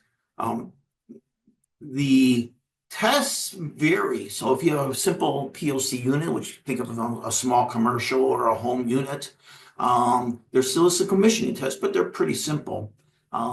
If you're looking at a more sophisticated system, like multiple DERs and a battery system, some PV put together in a system, then it's going to be a much more complex situation. If the system is compliant, that all been type tested, then it's relatively simple, the commissioning test. However, if they have not been fully type tested and is only partially compliant, then you have some very deep requirements. And these requirements are sometimes, I'll say, impractical, because in order to prove a system, you have to make sure certain levels of testing have been done previous to putting in field.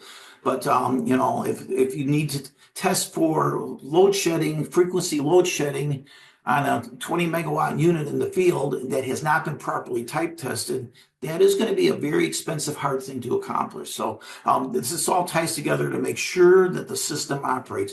And frankly, I'm here doing this and been involved in this because I have a long history of seeing failures and doing forensics on devices that have failed. And a lot of it always comes to not only this field, but in other areas in our industry, lack of proper commissioning. So that provides some basic general information on conformity, on commissioning and installation evaluation, and so on. I will have my email address at the end of the slides. You're welcome to write to me, or for any discussion or follow-up comments. Okay. I want to go into one other thing, and this is an IEEE program called ICAP, or conformity assessment, or IEEE conformity assessment program. And I just wanted to walk through this. So you've gone through the whole interconnection process. And so what we want to do is look at, how do you know the site is properly done? And that is a certification program that IEEE is put together to emphasize that all essential aspects of IEEE 1547 over the life of the connection is accomplished. Okay, so Conformity assessments regards the industry acceptance method of demonstrating a product adheres and conforms to a standard. Conformity assessment can include testing, inspection, certificate issuance, and registration. Through extensive program support, the ICAP program facilitates and administers certification programs designed to evaluate and confirm product features and functionality as defined by standards. So IEEE has several of these programs, one of which is for the 1547 program. So the program overview very basically is that we are certifying individuals who are trained in the certification program in order to provide them to be able to evaluate and provide reports and detailed evaluation on conformity assessment on whether the requirements IEEE 1547 is met. So I'm going to just go through this very quickly. So you've gone through the whole process in this very simplified diagram, but you've gone through the entire process, and you've even done your commissioning test, and this is where the conformity assessment program comes in to assess whether commissioning tests have been done properly, all the previous work has been done properly, and that you are ready for certification that the site has met 1547 requirements. I'm going to skip through this because there's a lot of vision that I sort of gave in the overview, but I wanted to go up to here. So the program consists of looking at all the data for the whole product, starting with the pre-site information. It's information as the design is going on, as stuff is going online, looking at on-site information, and which includes some on-site investigations, including some of the installation evaluation, and including some simple commissioning tests. It is expected, as shown in that previous diagram, that all the tests and all the installation evaluation and commissioning tests have been performed. And then after all that inspection is done, there will be a review and analysis of the data collected and a final report issue that will identify whether the 1547 requirements are met. This all is important. I'm going to go back a couple slides here. Bear with me a second.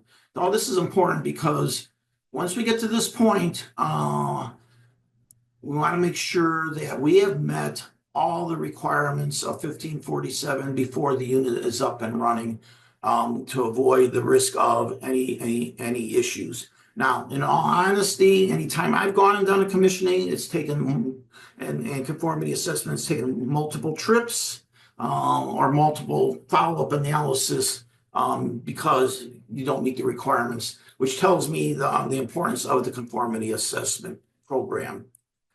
Okay, I am running out of time, so I'm going to skip most of this, but I think it is important to understand how we're implementing this program. And so we have a couple minutes for questions here at the end. We have a standardized methodology, a standardized project progress. We provide 1540 education of the IEEE 1547 2018, what is required, what is required in 1547.1, and then provide individuals, after passing an exam, personal credentialing, which gives them a time and ability to do credentialing on site. Okay, so so we see many ways this program is helping utilities. I think it helps many different individuals. The details are, is we see the program as three-year credential individuals that can be used by utilities or other parties to confirm conformity with the requirements, and we perform audits of those individuals. So I went through that very quickly, but I did want to identify at least some of the highlights of that. I'm going to just take one more minute And just sort of summarize what standards is, and then I see there's a couple questions, and I'll handle those questions. But as a vice chair of SC21, I think it's important that we look at why standards are important. And Charlie started us off sort of with this, and Mark Sierra started us off with this yesterday. But just want to make sure that these are consensus standards. They establish common terminology and frameworks. They lead to modularity. And because of the interaction, system design becomes more robust over time. The important part here is that individuals volunteering to establish standards provide a lot of input and a lot of clarity to what the standard needs to cover, and that's the consensus part. Most of the standards are being developed in working groups, a lot of subgroup opportunities. The subgroups are all virtuals. Many of the working group meetings are virtual also. So, very applicable for people on this session to be involved. Just want to look, it's a long-term horizon we're looking. It takes a long time to develop a standard and to implement it and put it in place. And so as you saw, we move forward in a very positive fashion. We got 1547 2018 revision going on, which we talked about. We got .1a revision, which is actually we got an amendment, which is .1a to the 1547.1. Mike talked earlier about 1547.4. 1547.7 impact studies for DER interconnection. That's going on very, very good right now. And then 1547.10 is a very active standard recommended practice for DER gateway platforms. So those are the active standards right now. And so with that, I'm just going to put some of our contact information there for some of us that talk today in case you need that. With that, I guess I'm ready to answer questions. I'll start off with Charlie mentioned a couple of things in the chat session.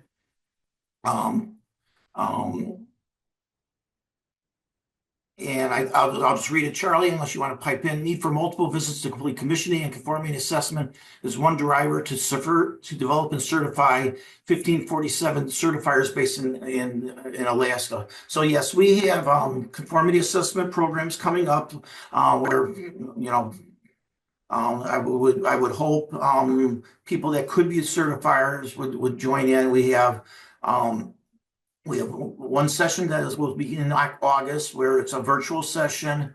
There's a exam. There's some preliminary requirements you need to meet. But if you pass the exam and take the session, you will then be a certified certifier able to do these evaluations. So first session is coming in August. And then we also have a session coming in October virtually, and we'll have some other sessions maybe forthcoming, but those are the ones that are scheduled for the near term, and there will be ones further on. Wait, a follow-up to that. Is my understanding correct that there's I'll call it a screening level, a certification that doesn't require an EE degree, that electrical technicians would qualify to be certifiers? Yes. You can comment on that. Yeah, for sure. You don't necessarily need to be a double E, but you do need to have a good background in, you have to understand the electric utility industry. You need to understand, the details of some of the stuff we're looking at. What is a piece of switchgear, what is a DER, that kind of thing.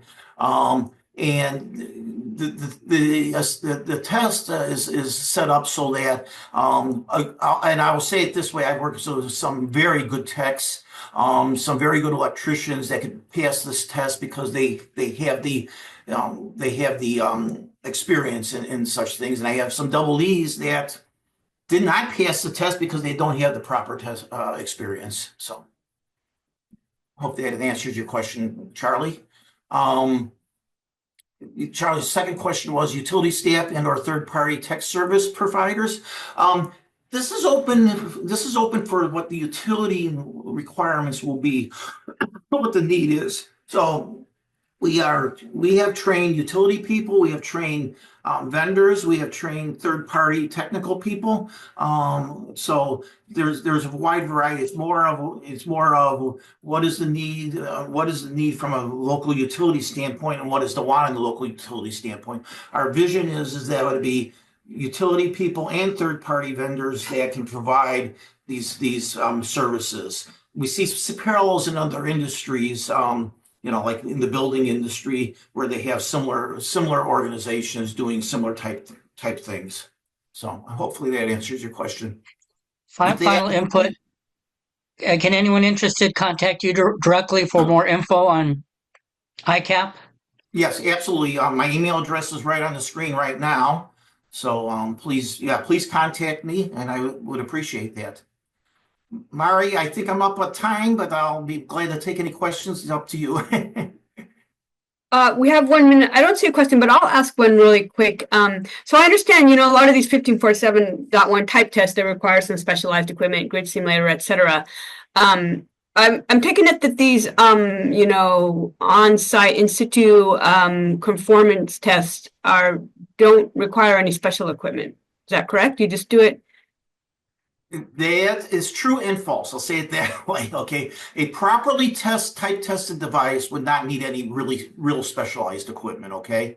However, if you buy a piece of equipment that is IEC certified, let's say, okay, then that probably will not meet will not meet these requirements. It would take some extensive type testing, which are in-field testing, like I said, much of which would be impractical. Okay. So, you got to start off with type tested units and then a good DER evaluation. And then in general, you would not need specialized equipment other than maybe, I'll say off the shelf equipment that you would normally have. Okay, great. Thank you.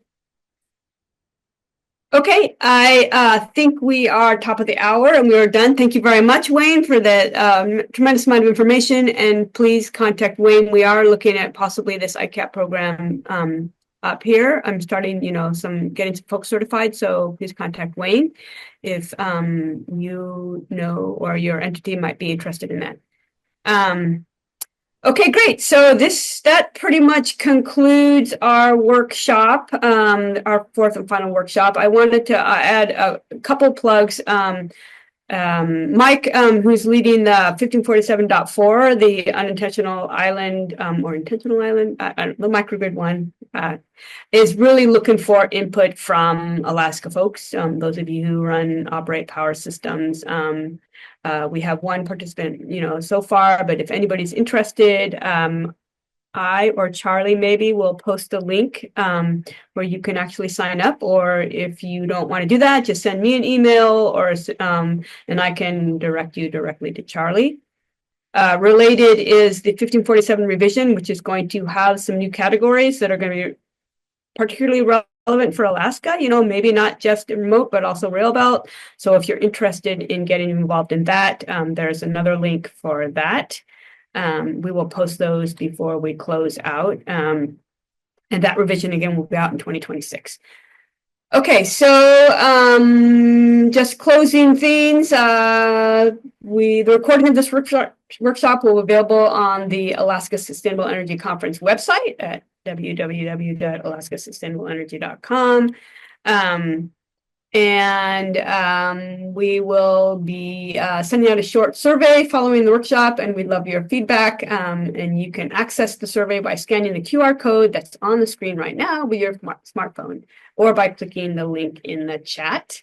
As a reminder, this is new to me actually, everyone who completes the survey will be entered to win 1 3-day conference ticket to the Alaska Sustainable Energy Conference in June, if you happen to be in Anchorage already. Please take a moment to get your short survey submitted to help the planning committee improve future workshops. This was the last workshop in our series, but we do hope to see you all at the conference at the Denina Center in Anchorage, June 3rd through 5th. You can get tickets at that same website. And then one thing that many of you or some of you might be interested in, and this workshop has been approved by IEEE for 4 hours of continuing education / professional development hours. People who have attended will receive an email after the end of the workshop today with more information on how to obtain those hours. Again, thank you to everyone, to all of our presenters, and to Government Event Services. Thank you, Monica. Thank you, Carla. And thank you, Devin, for your logistical support in keeping us all in line and on time over the last 2 days and the weeks leading up to it. And that's it. Charlie, can you post in the links to the 1547.4 and 1547? And thank you, everybody, the attendees, particular, for joining us for this workshop, IEEE 1547 Interconnection Standard, Enabler of Technical Innovation and End User Benefit, hosted by the Alaska Center for Energy and Power, which is us. Okay, great. Thank you, everybody.